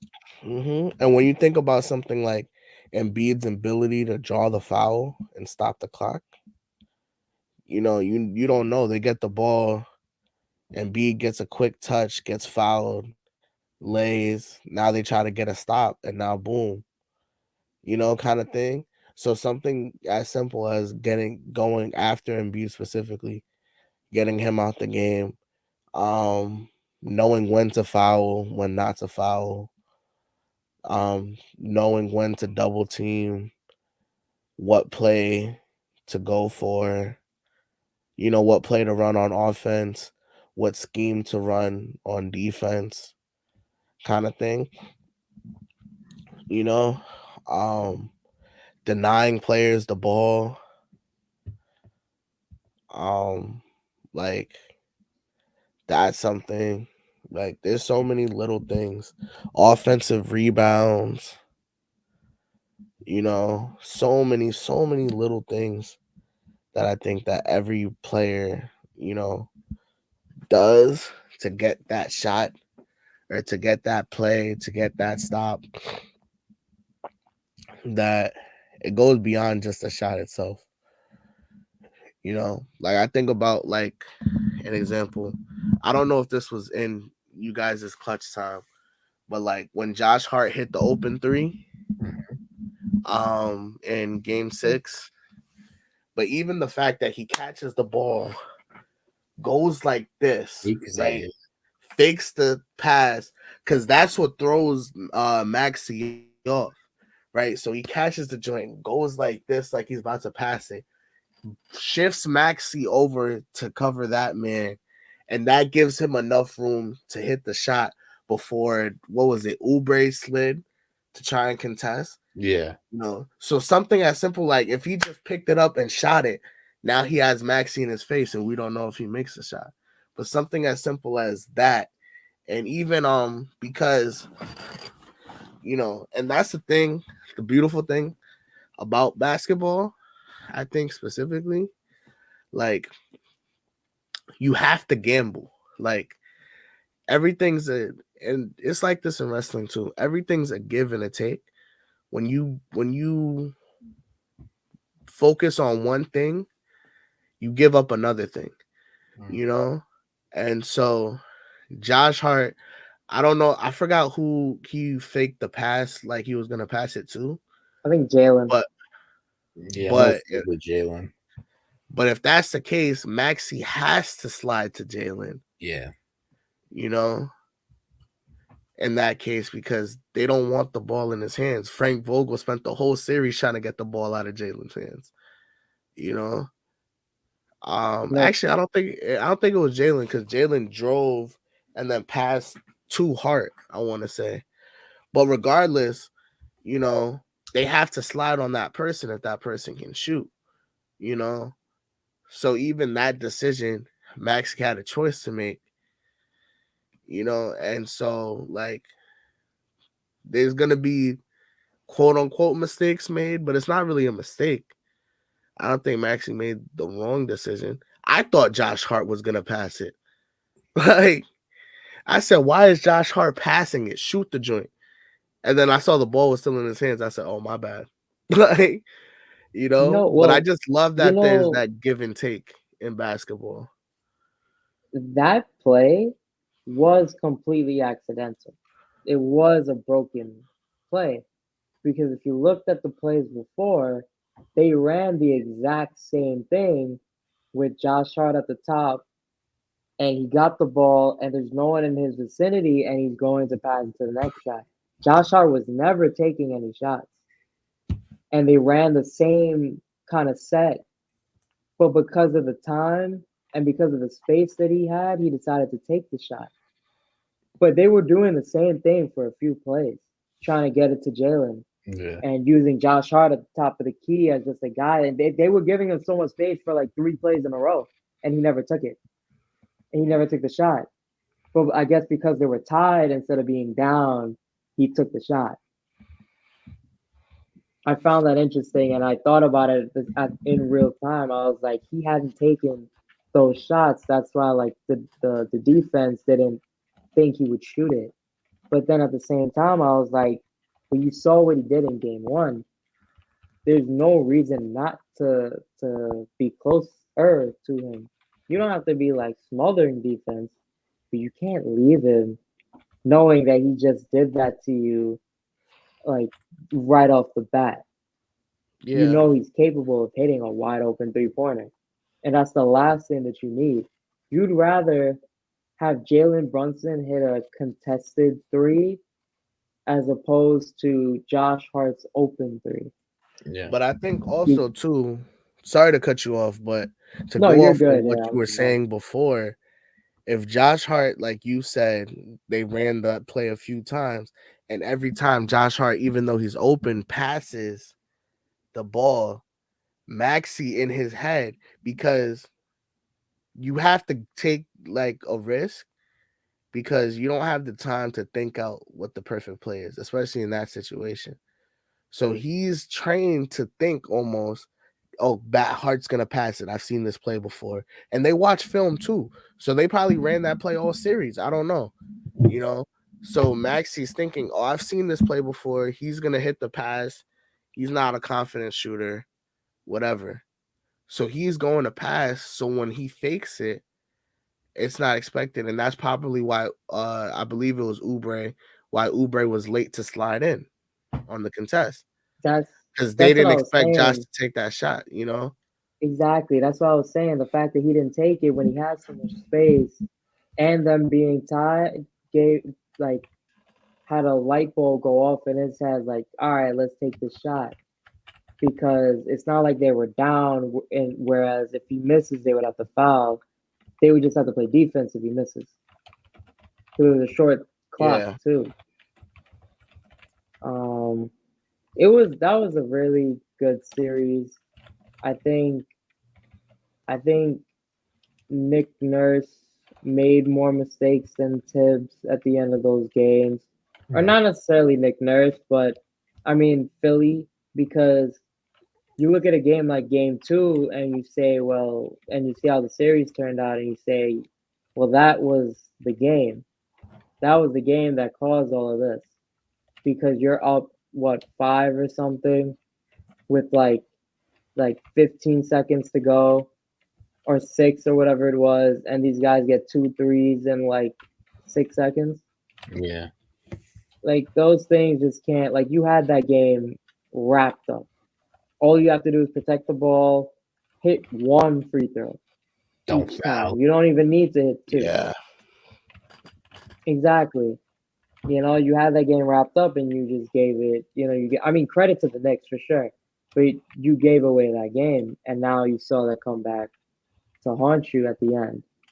And with I think when Maxi got fouled intentionally the first time when they were down three, I thought if it was me, I was saying this again in real time that Maxi, if he hits the first one, should intentionally miss the second one because you're most likely going to be down three anyways if you make it because you're going to foul these guys and they're probably you have to expect them to hit both.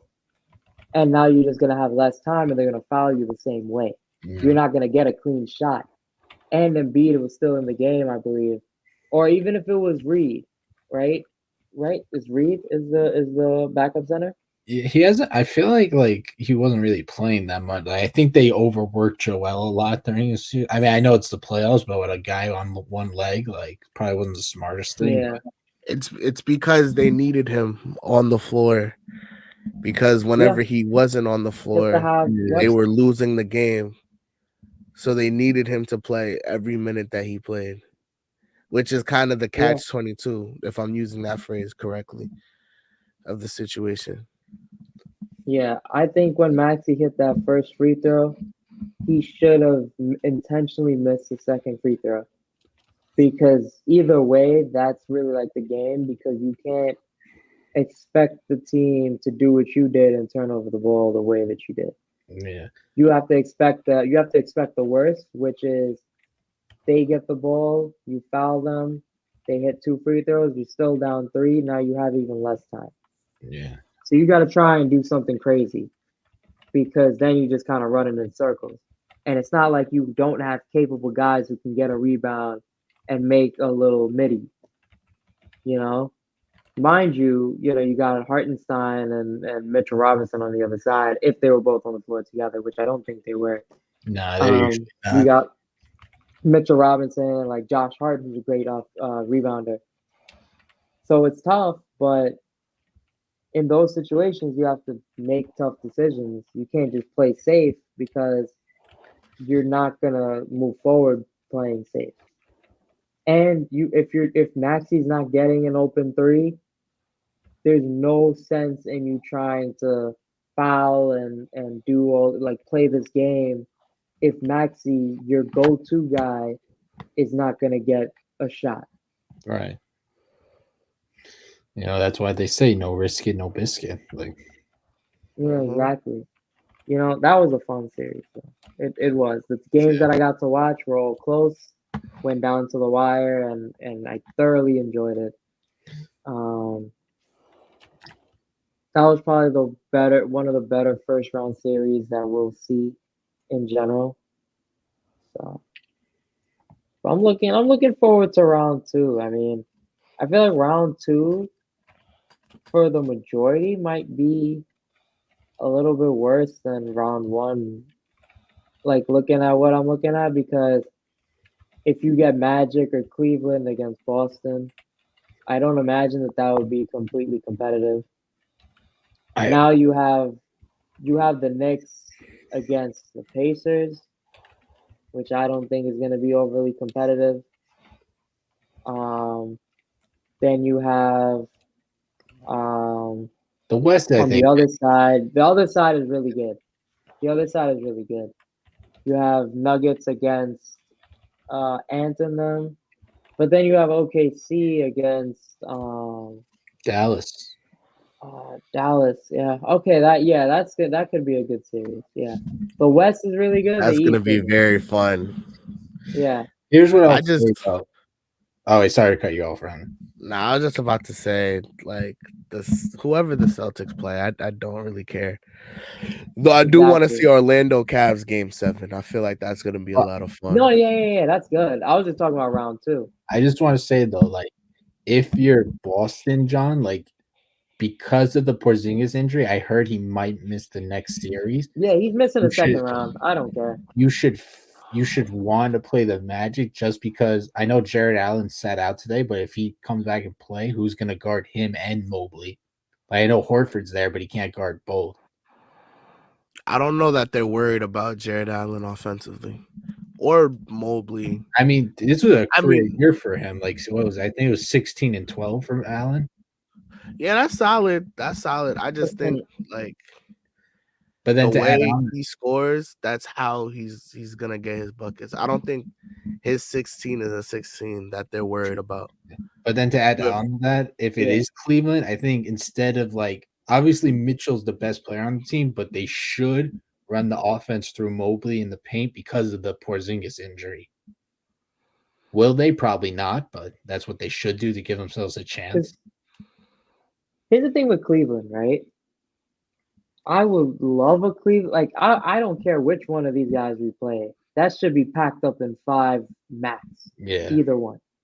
Because when you look at Cleveland, because I've never been a Donovan Mitchell fan, right? I just don't think as he is right now, you can really win with Donovan Mitchell. Because I know that Donovan Mitchell, if he's going to get you 30 points, he's getting that on like 35, 40 shots. And if that's the case, cool. You roll. You don't tell me he averages like 25 shots per game attempted, Brennan. That's how he scores. That's exactly how he scores. He takes so many shots. That's why he scores so much. Not because he is necessarily a great scorer. But with Donovan Mitchell, like, okay, you run and don't give the other guys too many great opportunities to score. Let's lock them up, which isn't going to be too difficult for a team like Boston. But then if you play the Magic, it's like, well, Paulo can be great at times, but Paulo has an experience just like the rest of the team. Yeah. None of So I'm that. not going to expect him to play good all series. I expect him to have some good games like he's had against Cleveland. But against Cleveland, I think he had a couple bad games too, right? Oh I yeah. don't think he I had think the great first two games games all he was over. kind of non-factor. I And just if that's the case, then Boston should roll over them Brandon, too. you're smiling. Did you just look up Mitchell's stats? I am currently reviewing them, but I was gonna do that too. That's why I'm laughing. yeah. Anyways, what was I saying? Yeah, I think Paulo did have not the greatest first 2 games, but I also think they made a conscious effort for Paulo to be more aggressive in the rest of the series. And since then, I think he's been playing well. And Yeah. I think especially if you go into, oh, I got it. Sorry, just making sure my laptop's charging. Yeah.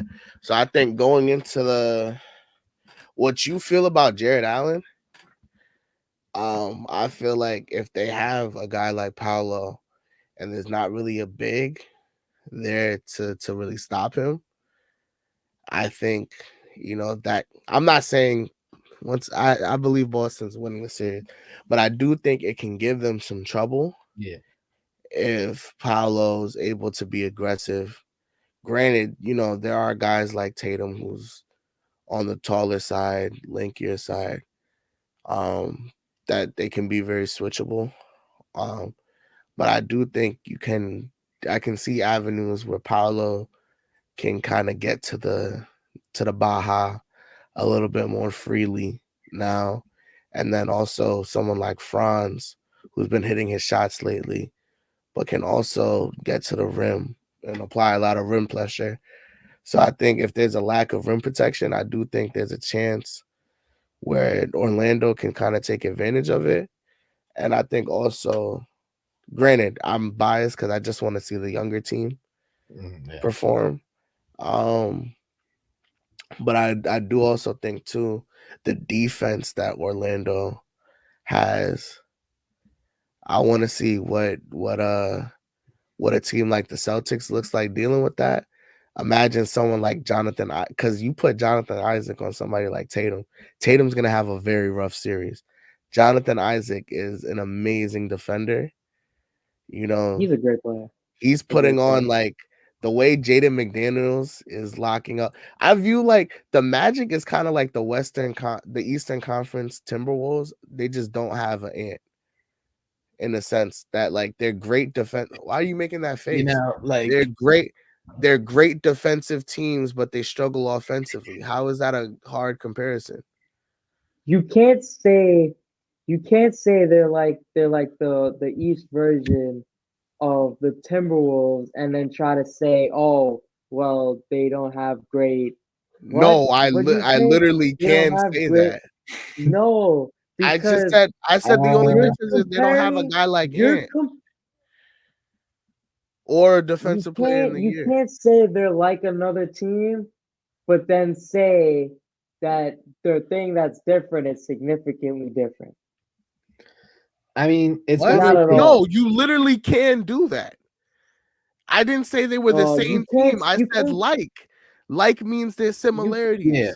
like I they're said not. Similarities yeah. in the fact You that they're can't both say. great. You can never Nah, say in the nah, same nah, nah. sentence that They're similar Orlando in the is fact that they're similar great to the defenses but Timberwolves. struggle offensively. That means they're similar enough for me to say one team is like the other. Yes, bro, that's how that works. I don't care You which can one never. performs better, which one's the better team. Obviously, Minnesota's the better team. Just because Minnesota's significantly better than Orlando does not mean that they're not like each other. That's not what that means. I can They say can be Trae Young is similar, kind of like but you Steph Curry can't say. because they both shoot threes and shoot from far distances. That doesn't mean that just because Steph Curry is significantly better than Trae Young at other things like off-ball movement and all that stuff, that doesn't make Trae Young not like Steph Curry. Yeah, I'm Just kind of because on there's like a You significance can't. difference. Reddit You side on this. can't. You cannot even try to compare an Orlando team in the East here to that Timberwolves team. It's just two completely different things. If you How? say How? that Explain they're to me how. both, Explain to me how. if you can say that they're both One's in great the West, one's in defensively. the East. They're great. They're great defensively. What is your definition of great defensively? Because there's no way that Orlando is on the level defensively as the Timberwolves. No way. One. And two, if you say that Orlando struggles on offense and Timberwolves struggles on offense, the Orlando struggle is going to be here and the Timberwolves struggle is going to be here. They're just on two completely different levels. There's I got no something. way we're really having a discussion. Thomas, there's no way we're really having a Don't talk to discussion Thomas. Thomas can't trying help to. you. You're being nasty right now. It's You're not. I being don't need very help. nasty. You need help. You're being You very clearly need nasty. help.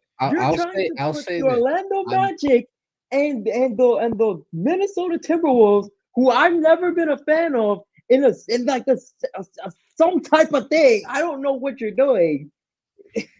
You're the king of overthinking things and then just like hating, bro. Because this is so I literally explained to you how they're like each other. And you just like I'm sorry, I see the message that just got me taken. That message is not from me, so it's from one of his. I don't know who it's from, so it's unrelated. But I'm just gonna say this: like, I'm not mad that Brennan's comparing them. I'm not gonna like totally agree with him, but I'm also gonna say I'm not also gonna say like he's wrong because there's definitely some similar. I think he's more thinking like they're more on the path of a Minnesota. Like, remember how last year, like everyone was like Minnesota's got no chance basically, and like people were probably like that with Orlando, but then they kind of shocked. Like, I don't remember if they got swept by Denver, but I just remember they competed. Like, you know what I mean? Because you gotta understand too, who if the Cleveland roster against the Phoenix roster, based on what you've seen, which do you think was a better team? I think by far, well, I wouldn't say by far. I would say I'm giving that edge to Phoenix. I don't know. Cleveland was more consistent this year, but the West was harder. I'm giving that to Phoenix, right?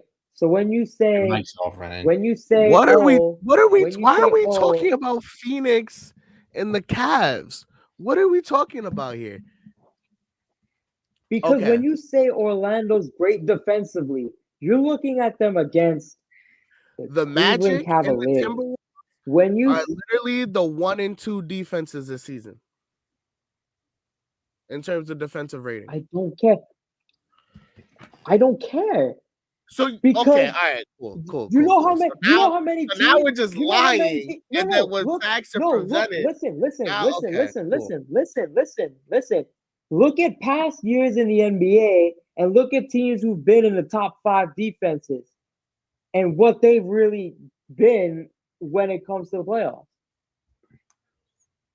Those teams are like, it doesn't mean anything what you're in. Like, it has an effect in the regular season, and I harp on this so many times. You can be, whatever great in the regular season. When you look at the playoffs, it's like, whose defense are you really looking at? Are you looking at Minnesota's defense or are you looking at Orlando's defense? Are you going to take Orlando's defense over a Boston defense? Who are you really going to trust? You're taking Boston's defense. I don't care what defensive rating says. You're taking a Boston defense over Orlando any day. If Boston's in the top 5. I thought you said not to trust the top 5 defenses. But what you're saying is they're top. Orlando's top 2, so they should be better. They're better than Orlando, right? No, but they're way better than Orlando. I mean, Boston, right? Orlando's way better in defensive rating than Boston. Well, Renu was saying like Minnesota, they can't score as easily. Their defensive rating is 0.3 better than Boston, the Magic. With those stats, it's so niche to a game. So a 0.3 is actually farther than what you would view it as. Like, even if you look at a points per game in that same aspect, if a guy is a point differential from another guy, that accumulates over multiple games. So that 0.3 isn't like, they're right there. They're close, but it's not as close as what you might make it out to be. But either way, you're choosing Boston's defense over Orlando any day of the week. You're choosing. There's no one that's going to try to defend that, or at least try to say that Minnesota's defense is on par, or Orlando's defense is on par with the Magic. No one's saying that. I don't care what a defensive rating stat says. I would never say Orlando Magic on the defensive end is near the Minnesota Timberwolves. Never. And I'm not a Timberwolves supporter. Quick question. And this is one of those things where it's like, when stats don't tell you the whole story.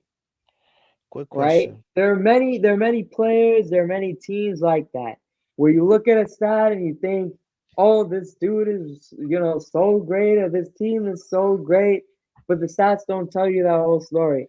Orlando could be great statistically on defense, right?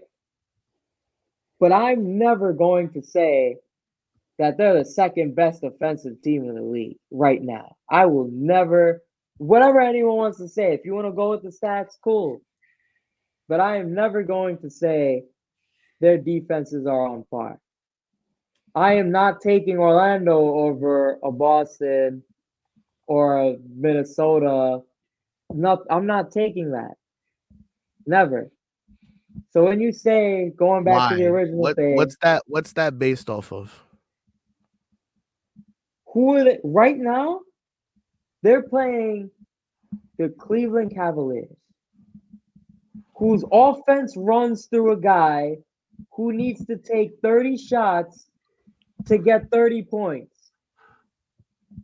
With Minnesota, what about the 82 games regular season that they played that gave them that? Again, I explained this already. The regular season is important to an extent.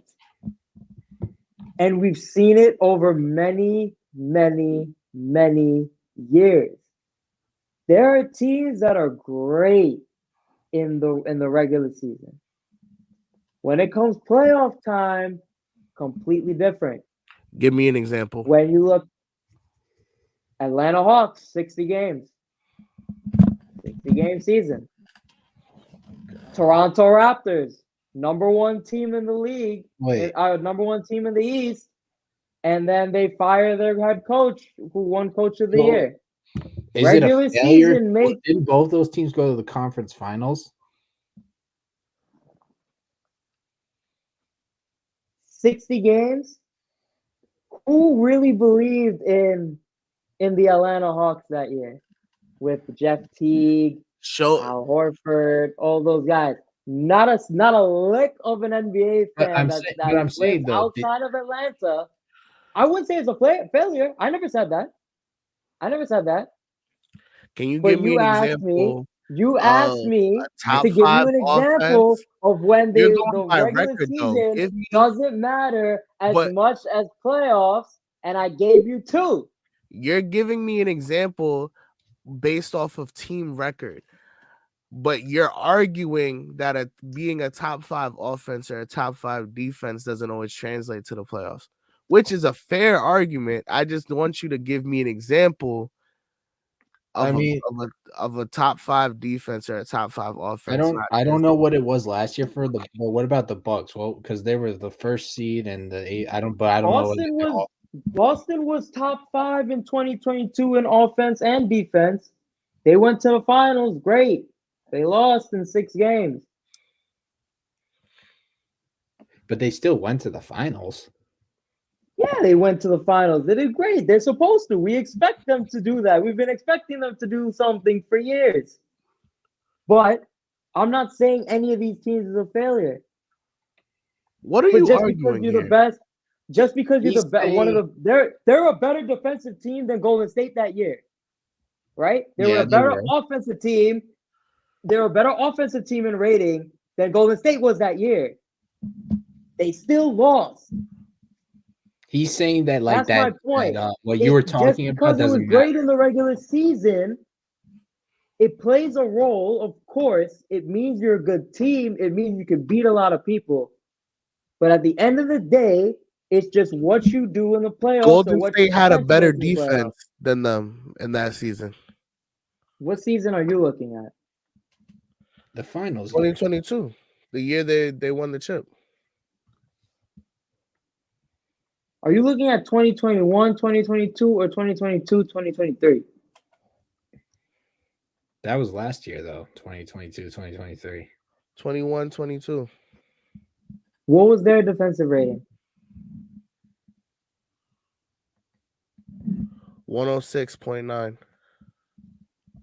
And what was Boston?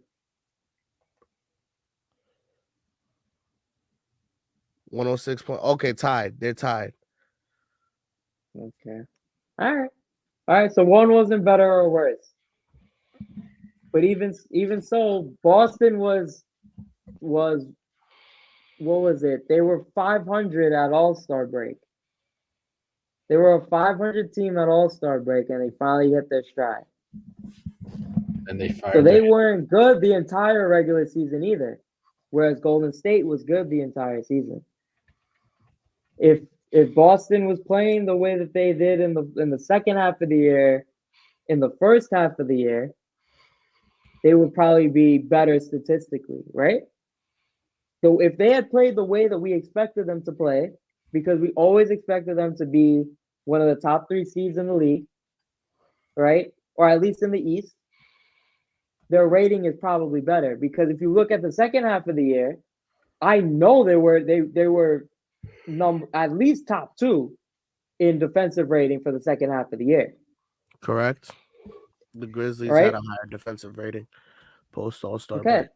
So again, regular season means something, but can you translate it to the playoffs and go wherever you got to go? When I look at Orlando, you can say, yeah, their defensive rating is better than most teams in the league. I'm never going to say that Orlando's defense and Minnesota's defense is anywhere near each other, regardless of defensive rating. Going back to what you said, Why? where you said Minnesota Minnesota and Orlando both can struggle on defense or play really good defense, he said, and then struggle on offense. I think if you say Minnesota plays really good defense and Orlando plays really good defense, I'm not viewing that as the same thing.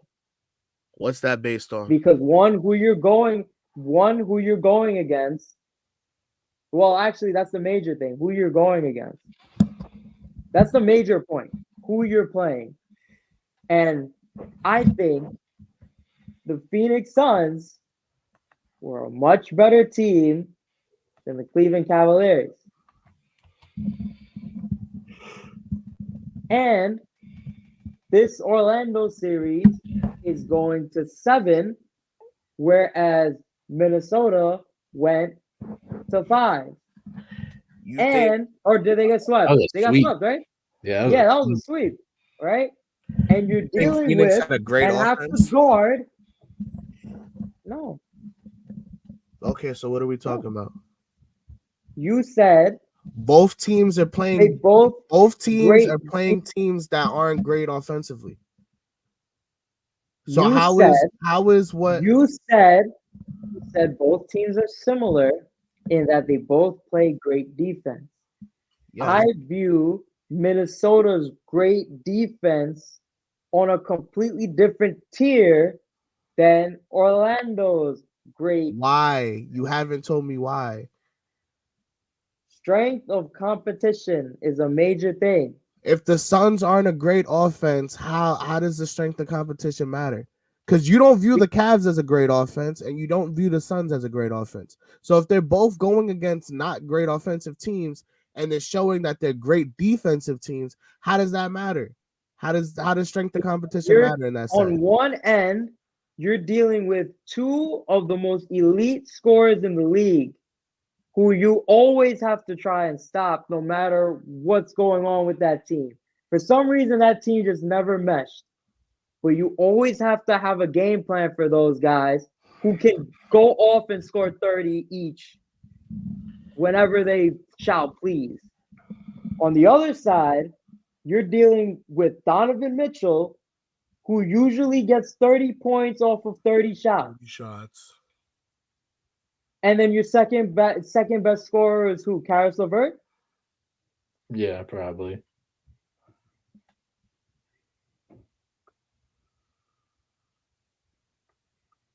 He's probably not the second best player, but maybe scorer. I wouldn't say that. I'm saying scorer. This is a very nasty argument because if they're both not good offenses, it doesn't necessarily matter about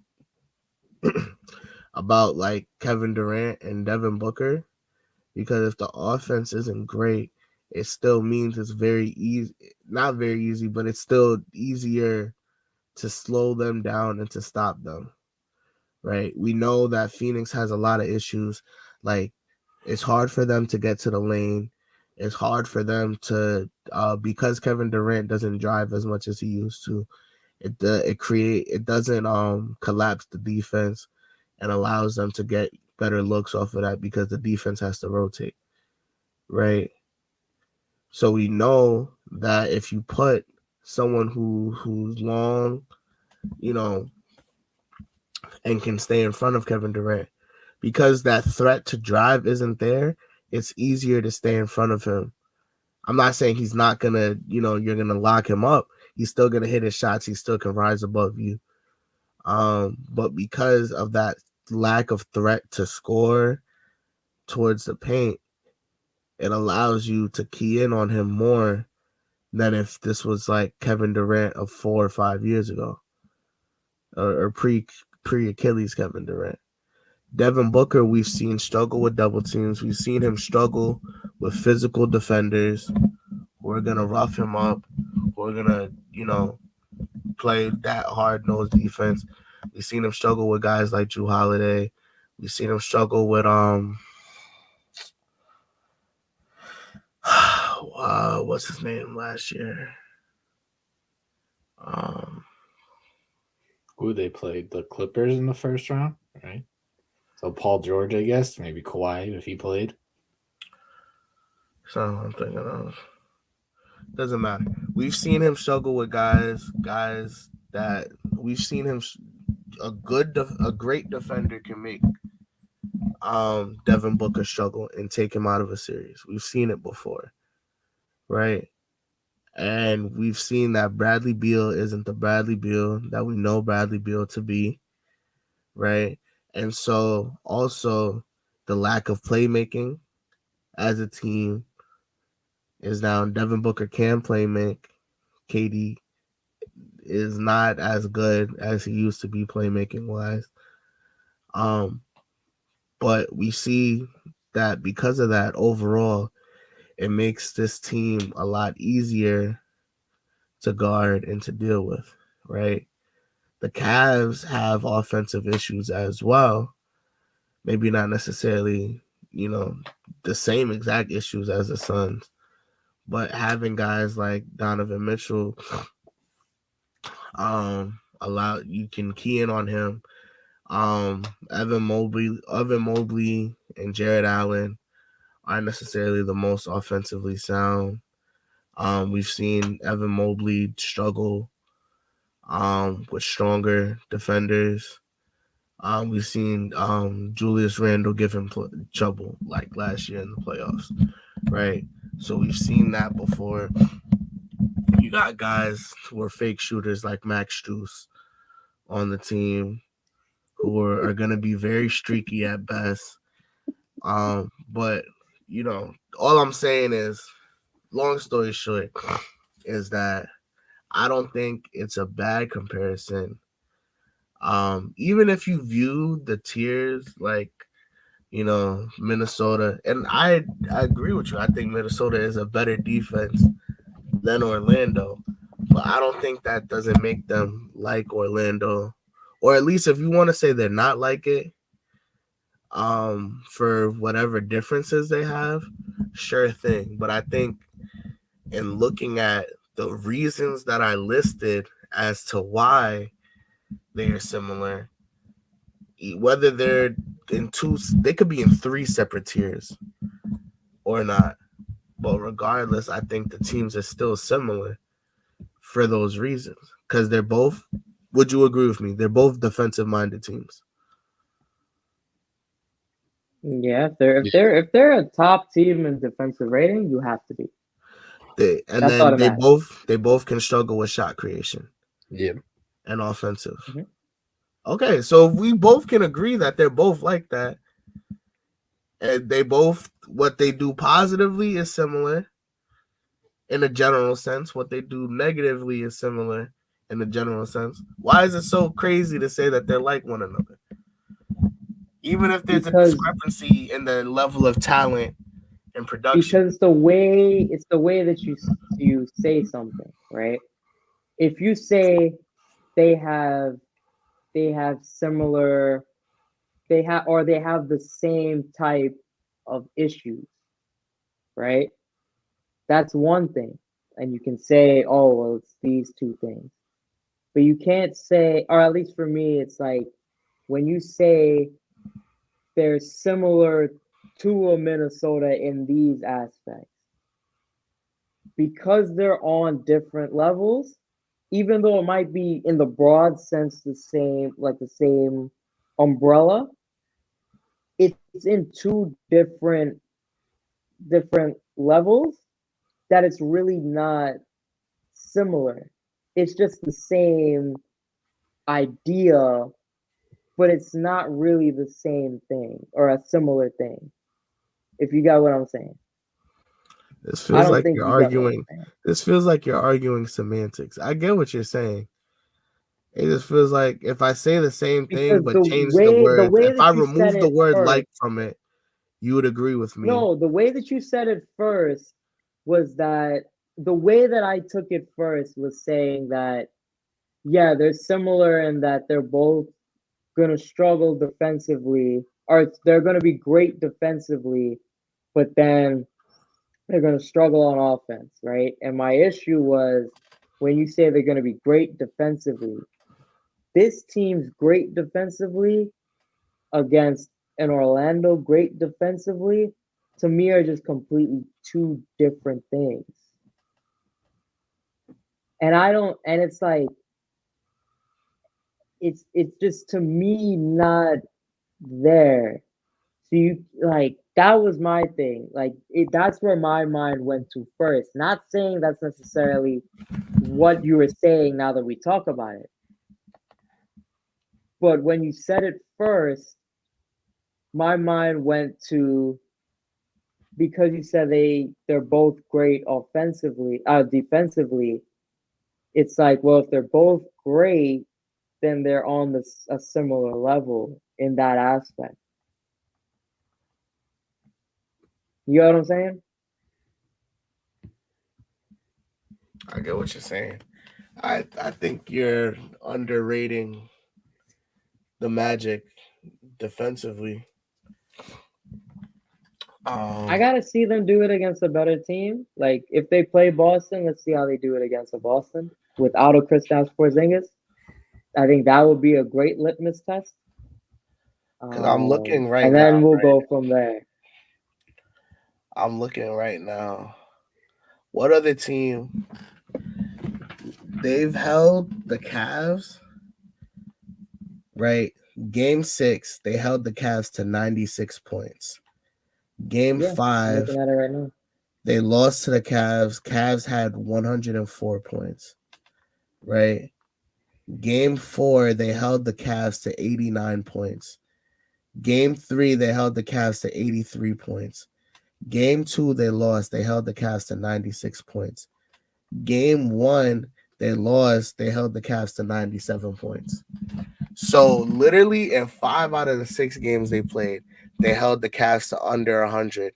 And the one time the Cavs got over 100, it was under 110. What other series have we seen such defense like this?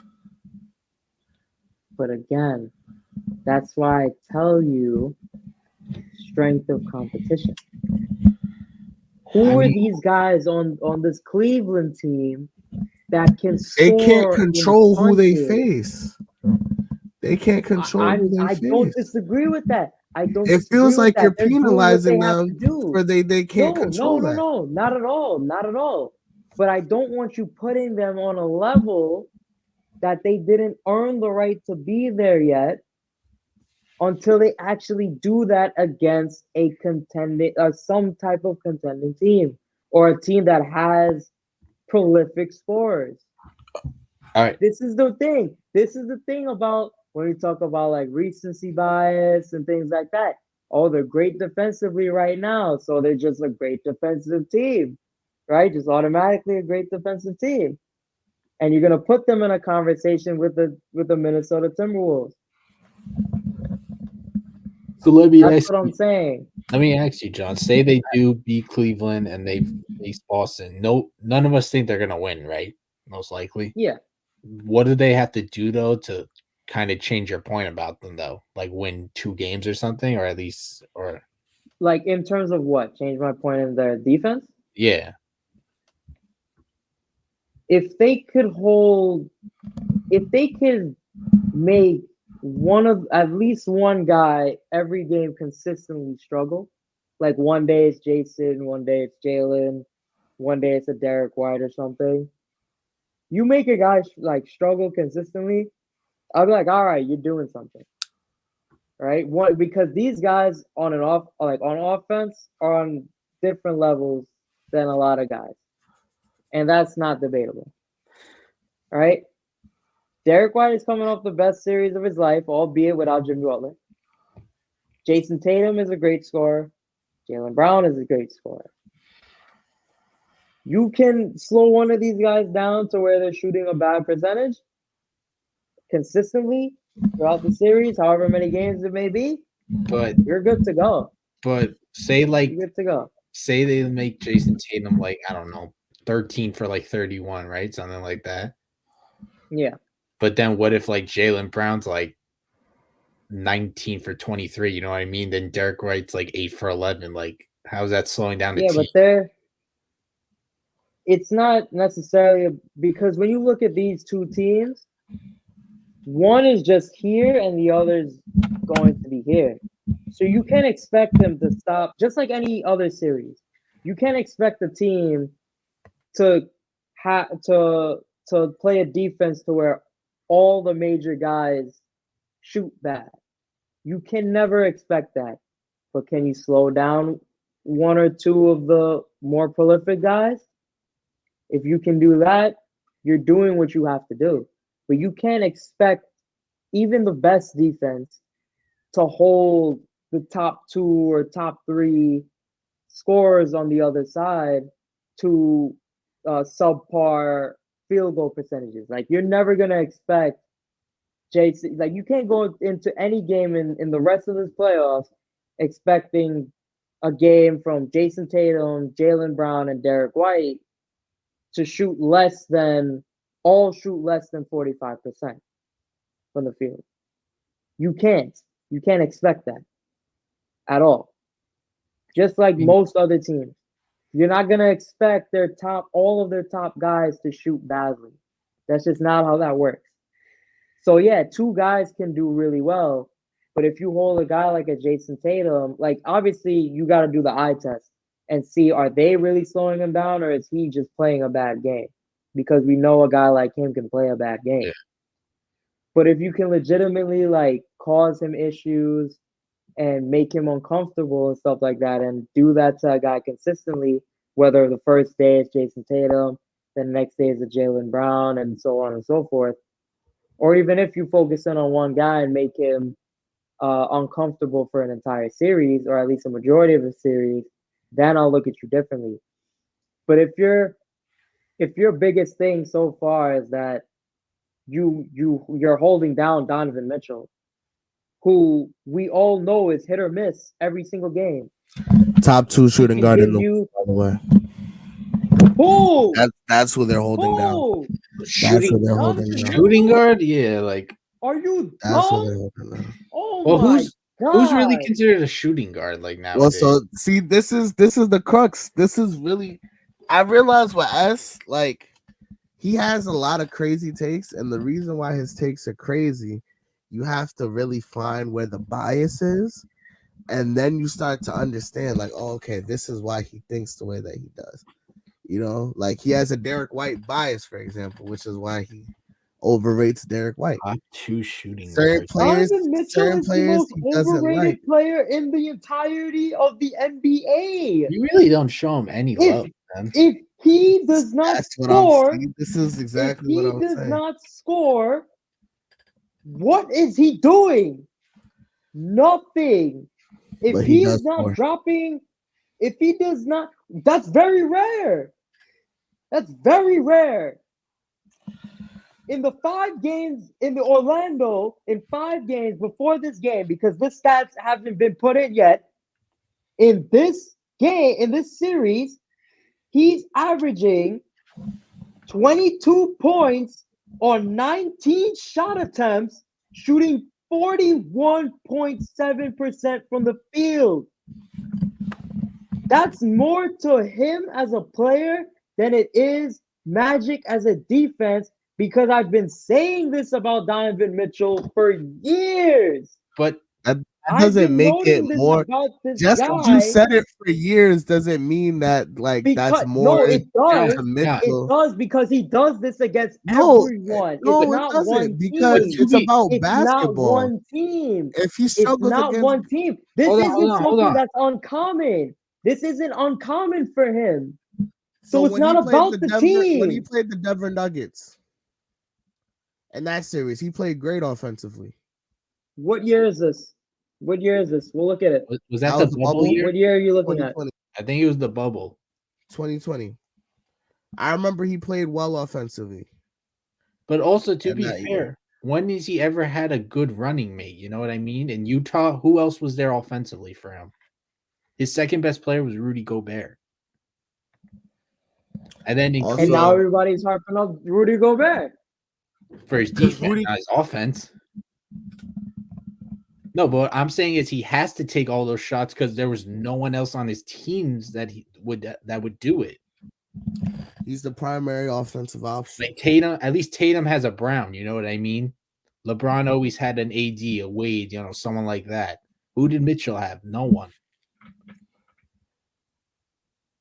The only argument you can make is maybe a Garland because he shoots a lot, but the last since Mitchell got there, he took a step back. Yeah, I'm looking right now, bro. Okay. Like Yeah, he played great. He played great in the bubble. 1920 He and played great in the bubble. 2021, he shot six. Oh, he almost shot 70% true shooting, and then 2021, he shot 60% true shooting. Like those are back-to-back playoff seasons, and I'm looking at strictly playoffs, back-to-back where he shot really well. Which What I'm playoffs are you saying looking is, at? just because you've seen it before does not remove the nuance in what actually goes down in basketball. You have to look at what the teams he's going against, right? You have to look at the teams he's going against.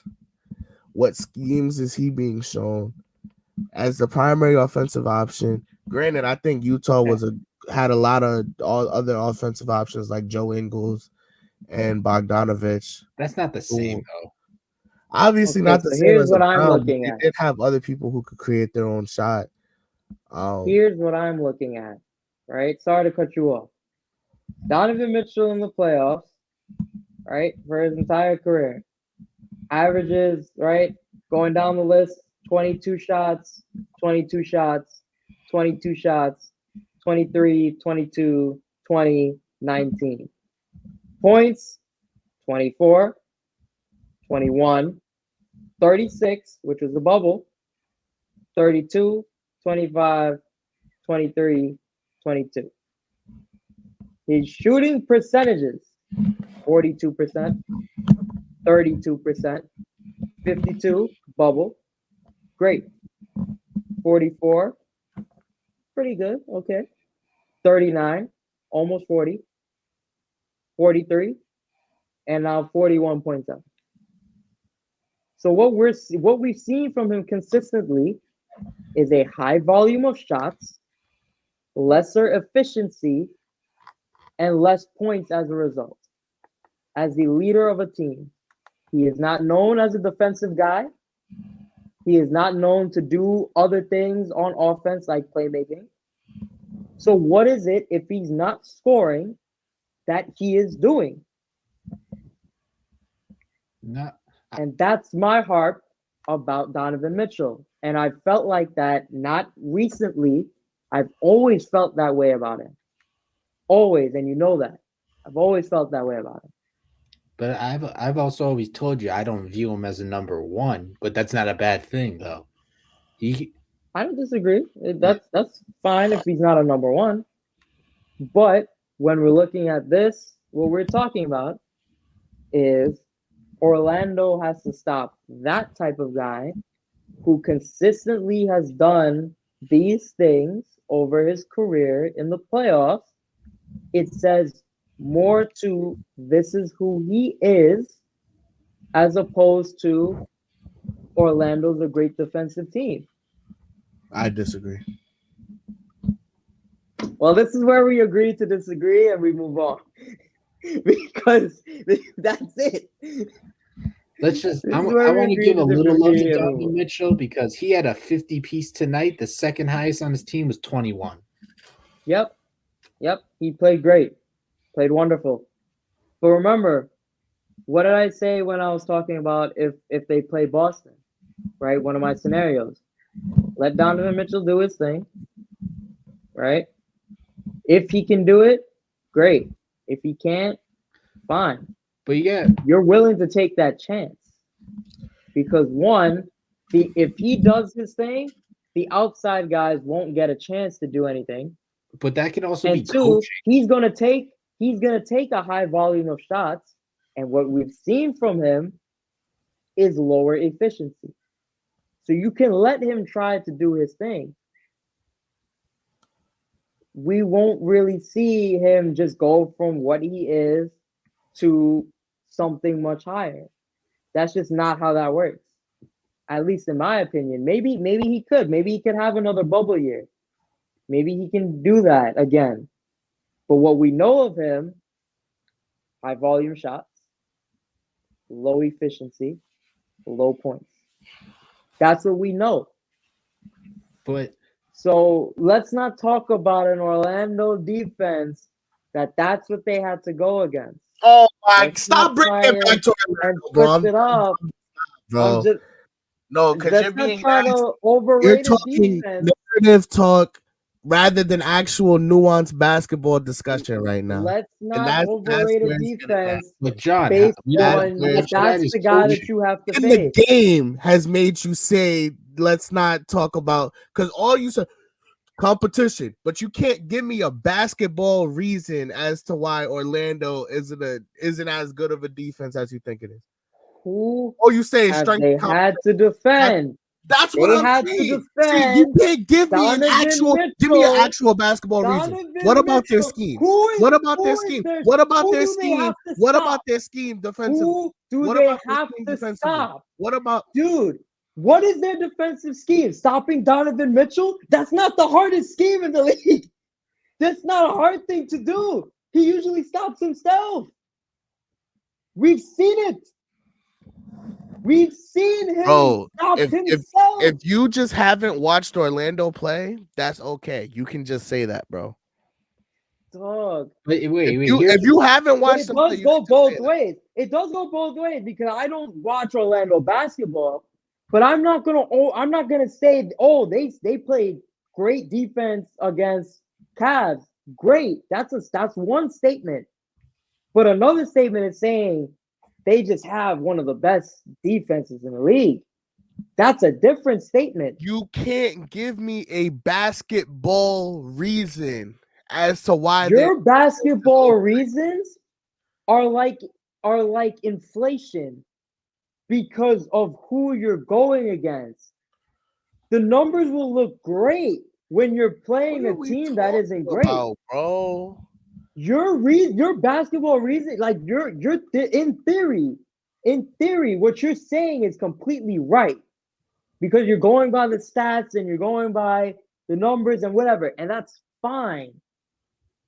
But it's inflated because of who they're currently going against. If they do the same thing against a better team, that's my. I'm not saying anything's wrong with their defense. I'm not saying their defense not great then? You can't give me a reason as to why their defense isn't great.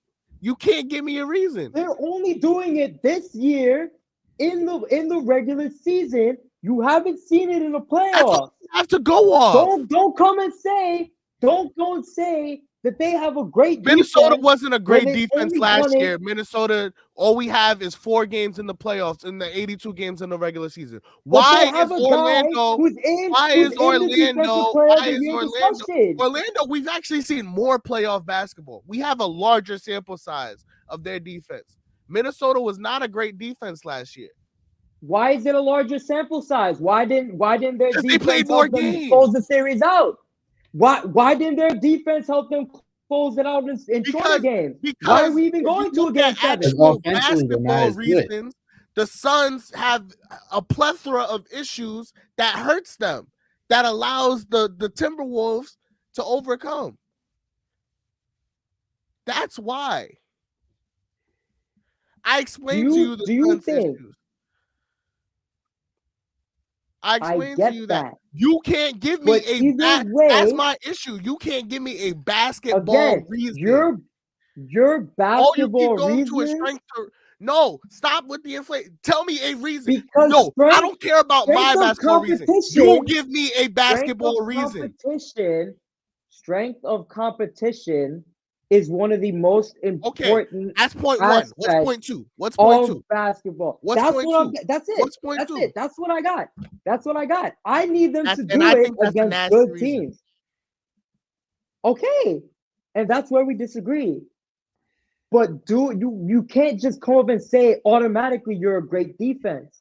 You have to do it against a good team. And Minnesota did it against a better team than the Cavs. Okay. They did it against a better team than the Cavs with better players than the Cavs. Okay, question. okay, right?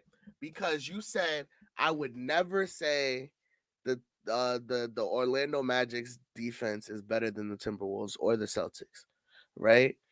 But No, I didn't say that. I said I would never call them a bad defense. But yeah, oh yeah. I would never say they're better than yeah. if that's the case, the Celtics did not go against a great offense. The Suns did not go against a great offense. So you could say whatever, they went against a better team, right? But if they're still not going against great offenses, what makes you believe that these defenses are so great? But you turn around and say Orlando's defense is overrated in a sense. For Boston, you mean?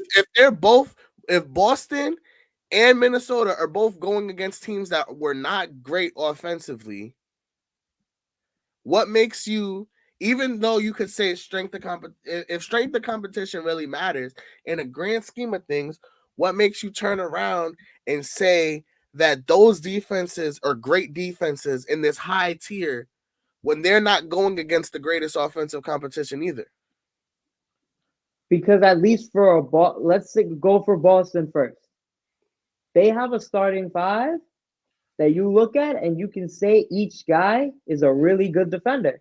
Thomas, you And see that's a how he fact. goes That's a to fact. basketball That's for a the fact. Celtics, That's a fact. but he can't give No, me a but that's a fact. basketball That's a reason for the common Magic. fact. That's a common consensus. Is that each guy on that squad is a great defender, or at least a really good defender, and they can match up against any team because each guy individually can defend.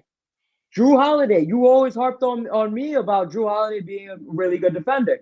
Mhm. Everyone knows Drew Holiday as a defender. Yes. Derek White has been now recently been more notably being talked about as a really good defender.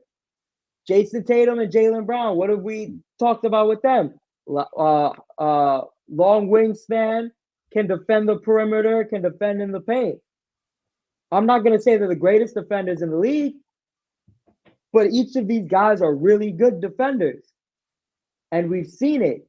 So maybe their defensive rating is not the highest, but you would trust them against any team on a defensive standpoint more than an Orlando Magic. Now, when you go to the Timberwolves, you at least have a guy on there that's in the discussion for and probably will win Defensive Player of the Year, where Orlando doesn't have anything like that. They're a collective team, kind of like a Boston, who all of these guys may be good defenders, but at least with a Minnesota, they're playing a better team where you can see it more in light. They closed out their series in 5 games against a better team with better scorers. Orlando is going to 7 games against a team who, in my opinion, does not have good offensive players. But the Cavaliers are a more rounded team because remember, Phoenix had no point guard and no size. So are they really a better team? And a bad bench too. Right now, I still would take Phoenix over Cleveland. All I'm saying is, you see how the Celtics, he gave me somewhat of a basketball reason. Timberwolves, he gave me somewhat of a basketball reason. Orlando, Donovan Mitchell reason. He can't give me a basketball because reason. with Orlando, you just haven't seen it. Orlando, you haven't seen it really play. We haven't seen it really with the Celtics. I mean, he did give you a good read. What do you mean? You know the body of the Celtics for years. They've always had good defenders. Not collectively. Not this team. What do you mean not collectively? What do you mean not collectively? This year they have Jalen, Jason, Derek, Drew Holiday, and Porzingis. Drew Holiday and Porzingis are big additions for them that we have not seen. Who did they have before? Who did they have before? It doesn't matter who they had before. Listen, wait. You just said that before this group, you couldn't say that. That's what you said. They had Jalen, Jason, Jalen, Jason, Marcus Smart, and Derek White. It So what are doesn't you matter trying to who they tell had me? before. What What I'm are you trying to trying? tell You you is just we said you haven't couldn't seen say this that group before. collectively. This group specifically, we have not seen them do But it. the core of Derek White, Jalen, and Jason It doesn't matter. have been there for We seen years. the Bucks core stay the same, minus one Drew player, and the and defense fell off. Drew and We seen the Kristaps, Bucks core. We Drew seen the and Bucks core. Porzingis We seen have the Bucks assimilated core already. stay the same, minus one player that we switched for another player, and the defense fell apart. What I'm saying is, just because you have a Drew core looking at a staying the same, team. just because we Drew have looking. a Wait, core wait. stay the same, just because we have a core stay the same, right? But if you add and switch pieces, that matters. So that means even though you have these three players that stay the same and you swap it out, that doesn't necessarily mean that it's going to translate the next year versus the year prior. That's number one. Number two, just because you have good defenders individually does not mean that the scheme prepared by the coach for the team is going to lead to defensive success. Just because everybody can match up. What if they don't communicate well on switches, right? What if they don't communicate well on screens, but they're all good players in terms of defending point of attack? If they don't communicate well on screens, now they don't switch properly, messing up the scheme, leading for their opponents to exploit that offensively, meaning that their defense has holes in it, even though all of them can defend well, right? So it's more than just everybody doing their part. It's like when you put together a team, our best three players can create their own shot.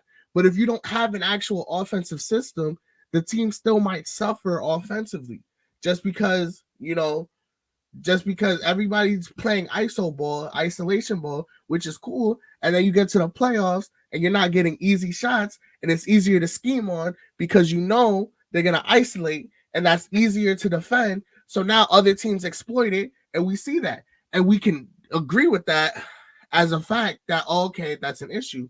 But when it turns around defensively, you see how that it doesn't make sense that you're arguing that? First off, your point about the Bucks core was horrendous.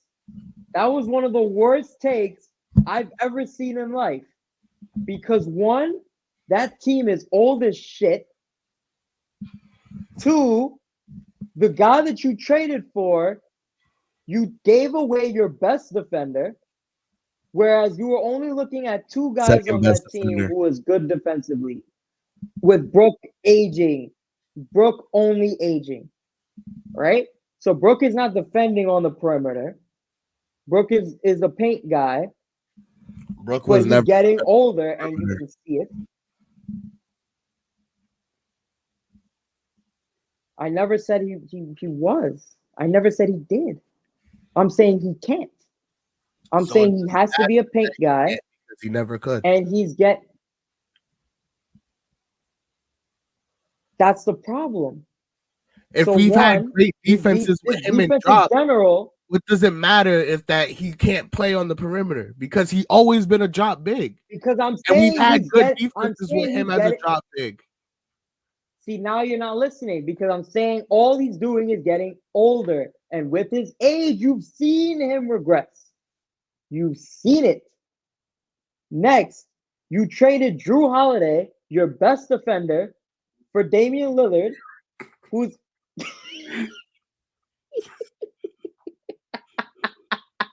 Anyways, for Damian Lillard, who's absolutely not a defender. Now you have Middleton, who's broken, aging, and getting injured.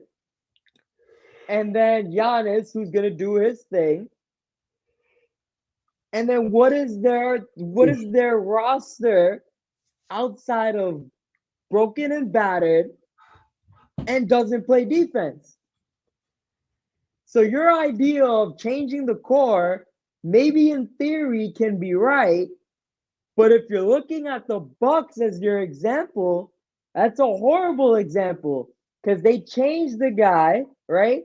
They changed their core, but they could have never been successful as a defense because they gave away their guy. They gave away who everyone knows was what their top defender outside of Giannis, and nobody else on that team was any type of great defender.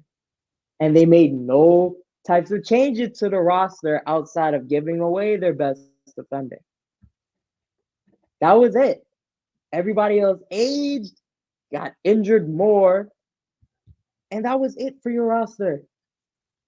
So your argument about changing the core does not apply to the Bucks because they were just never going to be good defensively with what they did. Never, not a chance. And I told you that before the season started. I told you guys that before the season started, they could never be good defensively. And everybody thought I was bugging. I mean, Everybody thought I was crazy. And we've seen it play out. Wasn't the stat like after they hired Doc, like they were like one of the worst and then they steadily improved? Well, it's hard to go from 0 to less than 0. But weren't at one point, they have spurts. They had spurts of really good moments and then went back to what they were. Thomas, don't They let were them never off a consistently great finish team. your point. Finish your point. Get off They the were Bucks. never a Finish your consistently point. great defensive team. What did you say outside of that? Because that got me crazy. But I know I was listening to you, I promise you, but that made me crazy that you went to the Bucks to finish to make part of your point. We were talking about Boston. We've seen their body of work for years, right?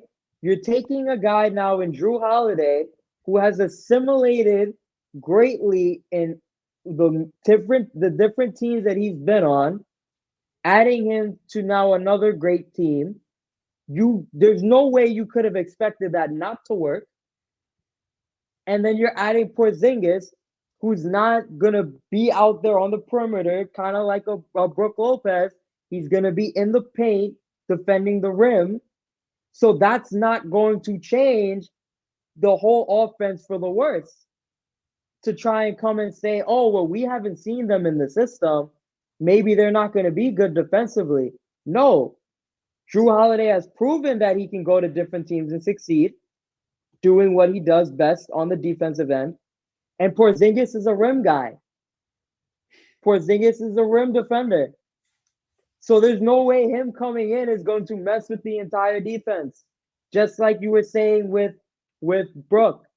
Porzingis isn't a perimeter defender. But he doesn't need to be on this team either because you have a Jason Tatum, a Jaylen Brown, a Derek White, and now a Drew Holiday. Porzingis doesn't need to be a perimeter defender. He just has to protect the rim, which he does. I don't know where this whole thing came like, oh, Boston, we haven't seen it, so they can't do it, right? Which, again, in theory, yeah, if you're looking at different teams, you can say, yeah, we haven't seen it. But with this team, a complete unit with guys who are consistently around in the playoffs, who have never shown issues with chemistry, at least when you look at the core group, now bringing in 2 other guys, Drew being one that has always been good on different teams, and now Porzingis, who has finally gotten the best opportunity of his life to be on a team and doesn't have to be one of the top guys. And they're not asking too much of him either. When you look at an Orlando Magic, they are a young team, really young team, who just have never been there. So you don't know if what they've done in the regular season can translate to the playoffs. So I don't like the idea of you saying they have a great defense when they've never proven it. At least with Minnesota, I don't even say that they have a great defense. I don't say that. But when you compare the two, one has a guy who's probably gonna win DPOY, and they've done it against a team who has better individual scores, whereas Orlando went against a team who may be better cohesively, but those guys just cannot score at a level that the Suns could. Even no matter how bad they are, Cleveland cannot score, just strictly score like the Phoenix Suns can. And that's my point about the Magic. Unproven, did not go up against anyone substantial. So don't put them and say on this pedestal and say they're a great defense. You have to wait and see them be a great defense. That's it. I'm done. That's it. You want to add anything, Renan?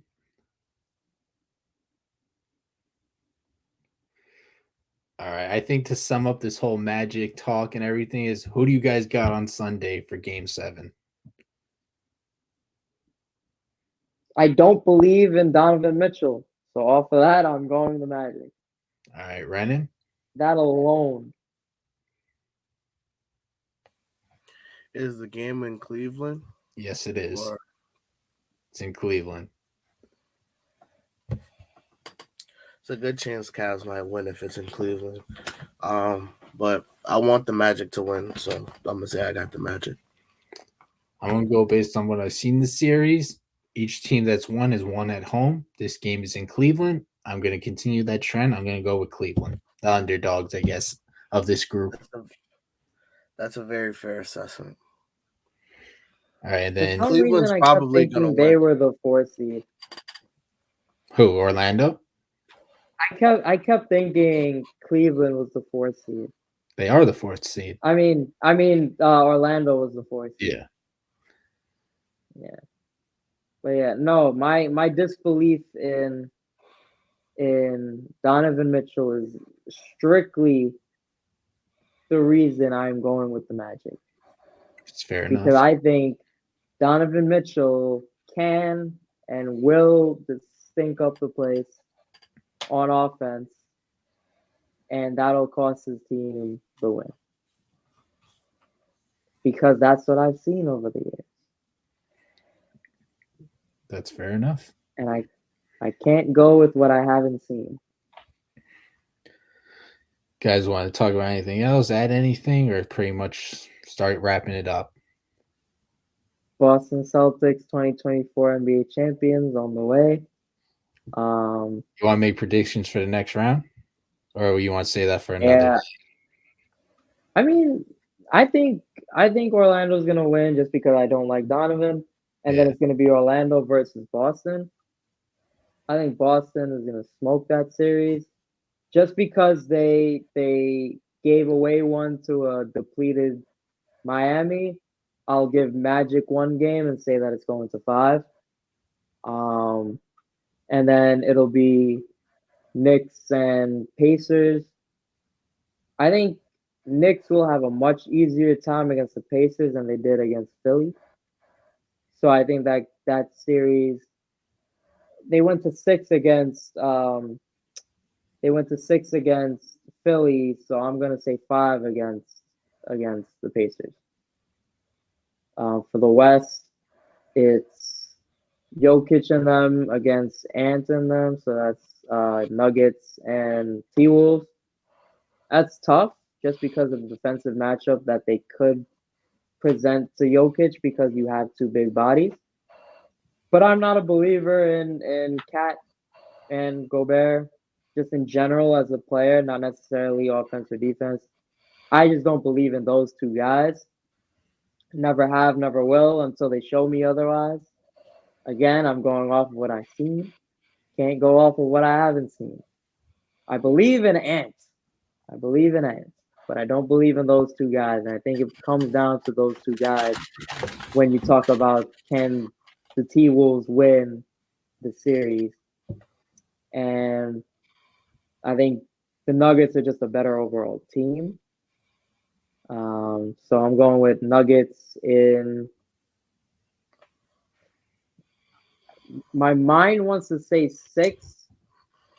My heart wants to say 5 Wow. because I think they're strictly going to be riding the coattails of Ant to get them through this series because I just don't think Rudy and Cat are going to be consistently great on both ends, not just one or the other. I think they need to be consistent on both ends, and especially for Cat, I don't see that. I don't see Cat giving you 20 a night on efficient shooting.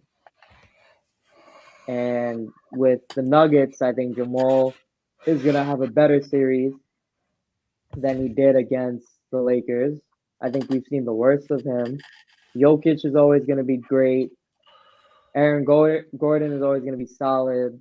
If Porter continues the shooting that he's displaying, they're a very tough team to match up against. Not match up against, but just play because he's shooting over any and every one and making his shots. So that's another guy that's going to give you 20 plus on a given night, given the way that he played against the Lakers. And then they always have good production from the supporting cast. So outside of that, so I mean Nuggets. I'm going Nuggets in 5. And OKC. Oh, and there's one more series. OKC and the Mavs are tough because I'm a big believer in Shy, but it looks like Luka and Kyrie have kind of figured it out. Even though I don't really believe in their supporting cast, I don't like PJ Washington. What's his name? I think Lively. Lively has been good Yeah. for them. I prefer like a Chet. Why are you laughing? Why I don't Yo, understand you. this man as don't believe in anything, bro. Bro, the biggest atheist I ever seen, bro. This is crazy. I don't believe in that supporting cast. I really don't for the Mavs. Even though I haven't seen OKC, I haven't really seen this Mavs team be really good for a long stretch of time. At least when you look at the regular season for the supporting cast of both teams, right? The supporting cast for OKC has been better because they've been there for a whole season where some of these guys like a PJ Washington haven't been there the whole season. Um, Kyrie and Luka are going to do great, but we've seen them do great and still lose. Whereas I think we've seen Shy be great and one other guy can be great. Any other one of those guys can be great on any given night.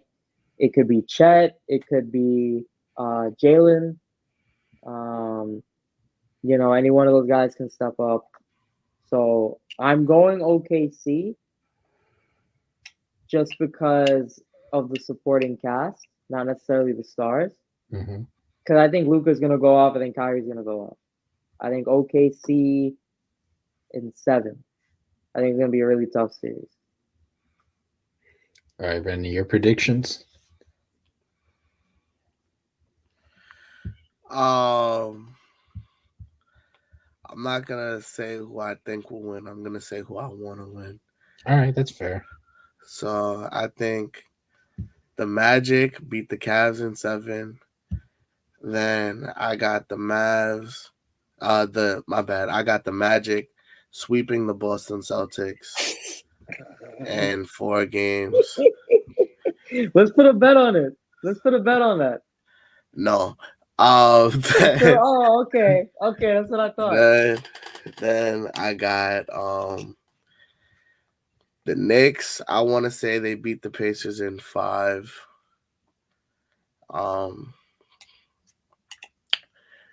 Thunder, Mavs. I'll say Mavericks.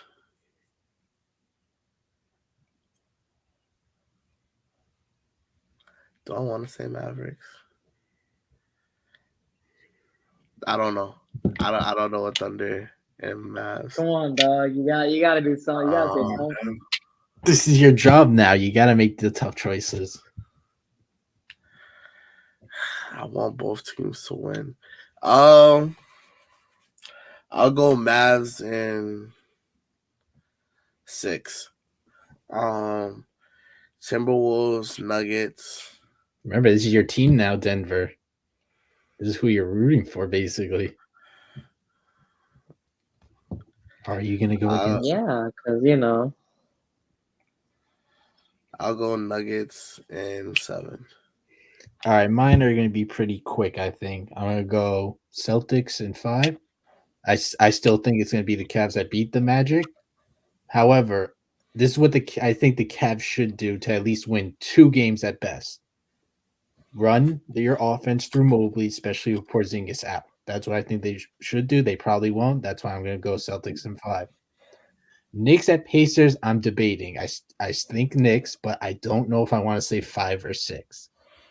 Because the Knicks, they worried me a lot in that series, but the Pacers don't have a player like Joel Embiid.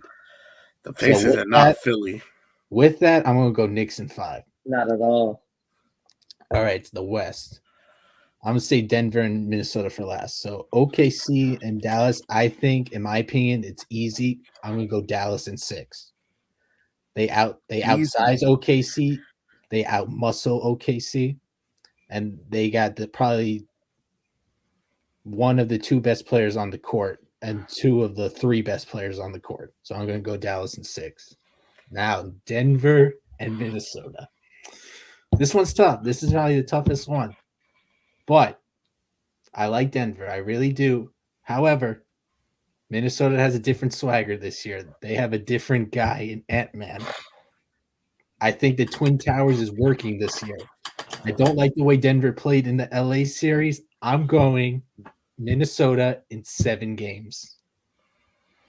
I think that's very fair. The way Denver was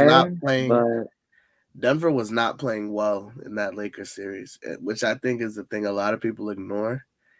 So, this is the time. This is them at their most beatable. So yes. Minnesota better come correct. And Murray's got a bit of an injury on his calf, so this is really the time to do it. Denver has to lock in. Here's the thing, though.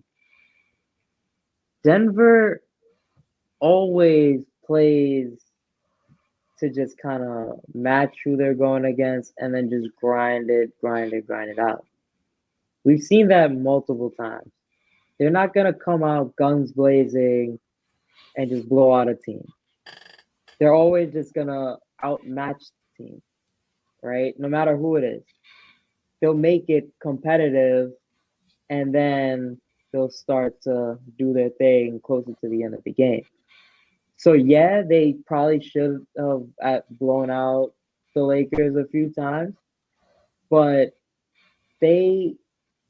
at this point, both teams know each other, at least those 2 teams know each other so well that the Nuggets, I feel like, just kind of knew how to play that series. And because it's the first round, it's like you don't want to go out guns blazing, right? They've won the chip. They've gone through their trials and tribulations, especially with the Lakers. And they've done the same thing. So it's like, again, I've seen it before. So seeing it again doesn't surprise me, nor will it worry me, because I've seen them do it and they still succeed. So that whole Lakers series doesn't bother me because, again, they still won in 5 games. They've done what they consistently do, which is slow start, grind it out. So I think in this series, they might do something different, or just because they have a series under their belt now, they're like, okay, let's kind of crank it up. Now with the Jamal Murray injury, I don't know the extent of the injury. Don't know how effective or ineffective he'll be. But even with an injury, he can still hit a game-winning shot. And since then, he's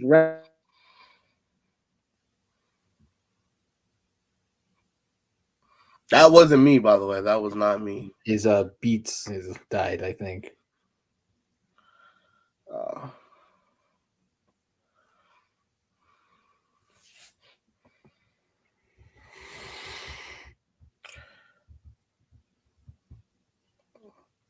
do you guys think that Ant's shot making will continue for the rest of the playoffs? I mean, who's really going to guard him on the Nuggets? Like KCP, I guess, or maybe Michael Porter. I'm back, by the way. I just thought my headphone died. Yeah, I figured. Yeah, because I said so. That's the question that I kind of have. What was your question? Who's gonna what? Is Ant going to Guard who? keep making getting his good shot making throughout the playoffs? Yeah, is Ant's shot making gonna continue for the rest of the playoffs? Yeah. And I was just saying, I don't really know who's going to guard him on Denver because they're not the same. Like Bruce Brown's not there. He was probably their best defender last year. Yeah, because Jokic is probably gonna be on Rudy. Gordon is probably gonna be on Cat. Then you have Jamal and KCP. So one of them might have to take him. Who's the other guy in the starting lineup? I said maybe Michael Porter, but Porter, yeah. Daniels can get hot. Porter's probably gonna take him because he's just a longer guy, more agile, and Ant is very quick and like explosive. So he could probably blow by a Jamal Murray or KCP with ease. But with Porter, like even if he still blows by him, he has length to recover. So I think probably Michael Porter Jr. takes that assignment. We trust the MPJ defense. Huh? I said we trust the MPJ's defense now. I mean, he's never been known for no, defense, not at but all. He's probably the. But they don't have a choice. No. He's probably the longest guy. And is gonna do his thing. You guys and really he's gonna do his thing. He's gonna get 25 a night. Well, I don't know about that. You guys really aren't What's with that? KCP on Ant? I mean, they're probably gonna do that most likely, but is he really the same defender as he was with LA or even last year? Who else is on in the starting lineup for? I don't think he's bad though. For the Denver, Mike Conley, but he's not gonna do much. He's just gonna be the playmaker. Oh, Jaden McDaniels. Starters? Jaden McDaniels can give you, I think, at best 15 a night, maybe. Because I'd assume Jaden McDaniels, Porter would be on him. Most likely. And who rounds out the starting five for Minnesota? Conley. Conley, Edwards, McDaniels. He does? I thought he came off the bench. No. He's like the Chris Paul, basically. He doesn't really score that much. He just takes the ball up. Yeah, I think Jamal probably takes that assignment then on Conley. Yeah, you would never put honestly, Jamal on it. If you think about it, Jokic and Murray are gonna have the easiest defensive, situations. But still, Ant is just so good. And like Cat, I know Cat's been inconsistent, but he's probably gonna give you a game or two of 25 or more. I'm assuming they're gonna try and switch to either get Jokic out of the paint so he can't rim protect, and try and get Cat on him, so that way it frees up Ant to drive and not have anybody to protect the rim. Or they're probably gonna use pick and rolls to attack Jamal Murray, with a guy like Ant. I don't think they're safe. Series, though. I don't think they're safe because just because they're not guarding, they're gonna have easier matchups. Because think about this, right? Is Rudy really gonna guard the perimeter much if he gets in a pick and roll situation? So if Jamal calls for a screen and it's Jokic and or whoever, and Rudy is the defender on that guy, and now it's a switch between now it's Gobert against Jamal Murray. Is Rudy gonna step up or is Rudy gonna play back? And people say that Rudy can defend the perimeter, which is fine. If whether he can or can't, I won't say because I want to see it. But now if he steps up to the 3 point line, Jamal is more than skilled enough to get around him. If he lays off, Jamal is more than skilled enough to get a nice mid range shot. My assumption would be that they would try whoever, whether it's like whoever would be on Jamal, if it's like a Ant or something, or maybe a Conley, but probably like an Ant. I'd assume that he would try to go like under the screen so that Rudy can stay in the drop because they're a very switchable team. So I'm assuming they want Rudy in the drop. They don't want him.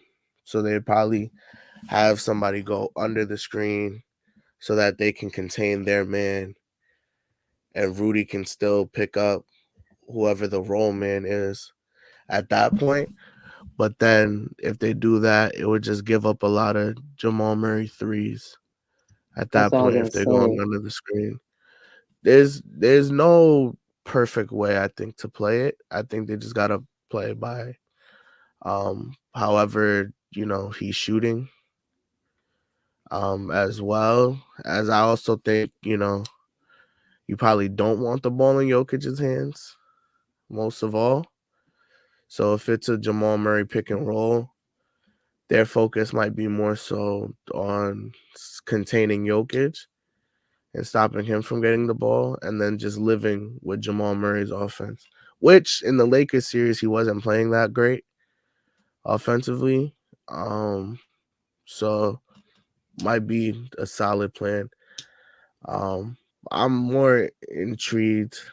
Um, I'm interested because the T Wolves don't have the greatest offense, but the Denver Nuggets, I feel like I've seen some holes in their defense. Mm-hmm. So I'm interested to see if that'll boost the T Wolves offense, as well as I don't know. The T Wolves probably have the best answer for the Nuggets defense. I mean for the Nuggets offense. But they Nuggets, if they're playing like how they should be playing, it's still gonna be a very tough out. Um, the way they just walk you down. Cause I don't think they like being lax. And I know Jokic definitely did mention, I believe, how it's hard to stay motivated when you play the same opponent all the time. Mm-hmm. So I do think we're gonna see a little bit of a different Denver.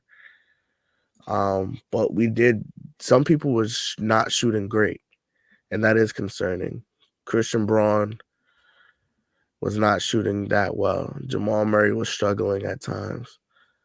Um, so those are things to kind of look out for.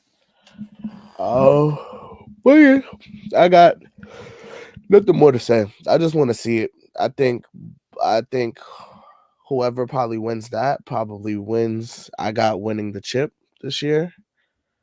Um, I want to see that. I want to see Thunder and Mavs. I'm very curious to see what that looks like.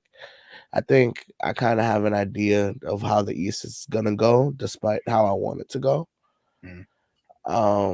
I will be curious if we get the eventual Knicks Celtics matchup, what that might look like. But I do think you can't sleep on the Thunder or the Mavs. But like I said before, I got T Wolves and Nuggets. Whoever wins that, winning the chip. Nice. All right. So I you think think that's if the T Wolves win that series, you think T Wolves are winning the chip? yeah. I take them. Is that a bias thing or is that a basketball thing?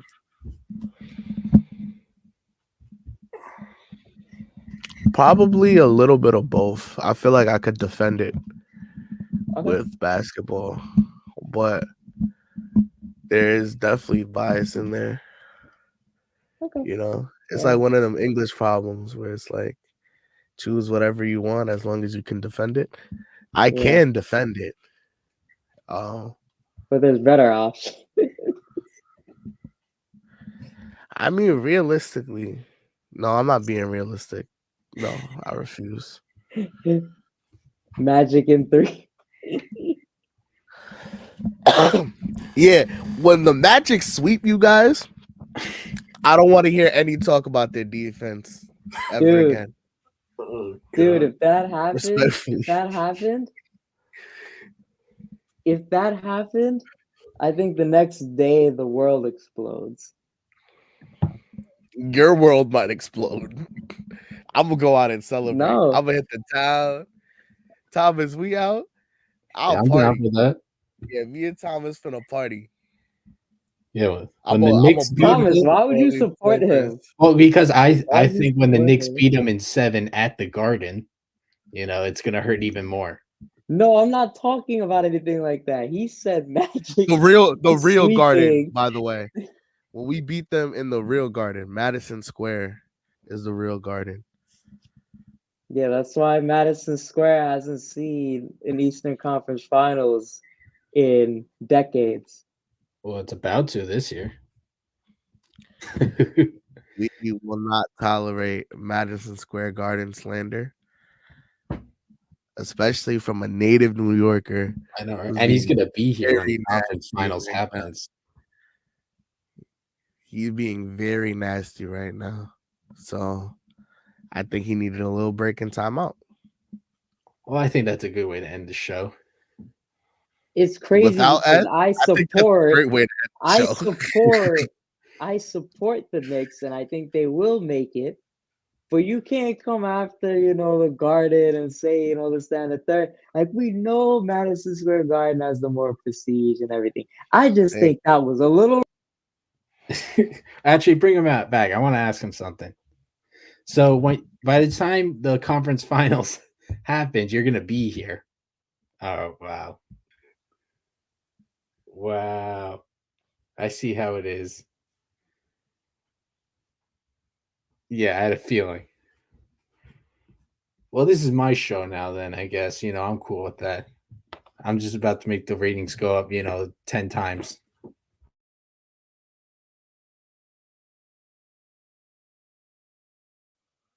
All right, guys. So that was the Convo episode.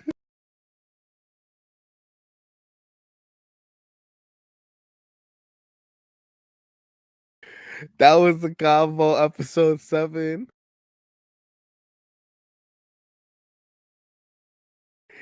Leave a like if you enjoyed. Subscribe. I'm done. I'm done. I'm not doing it no comment. more. I'm done. You dick.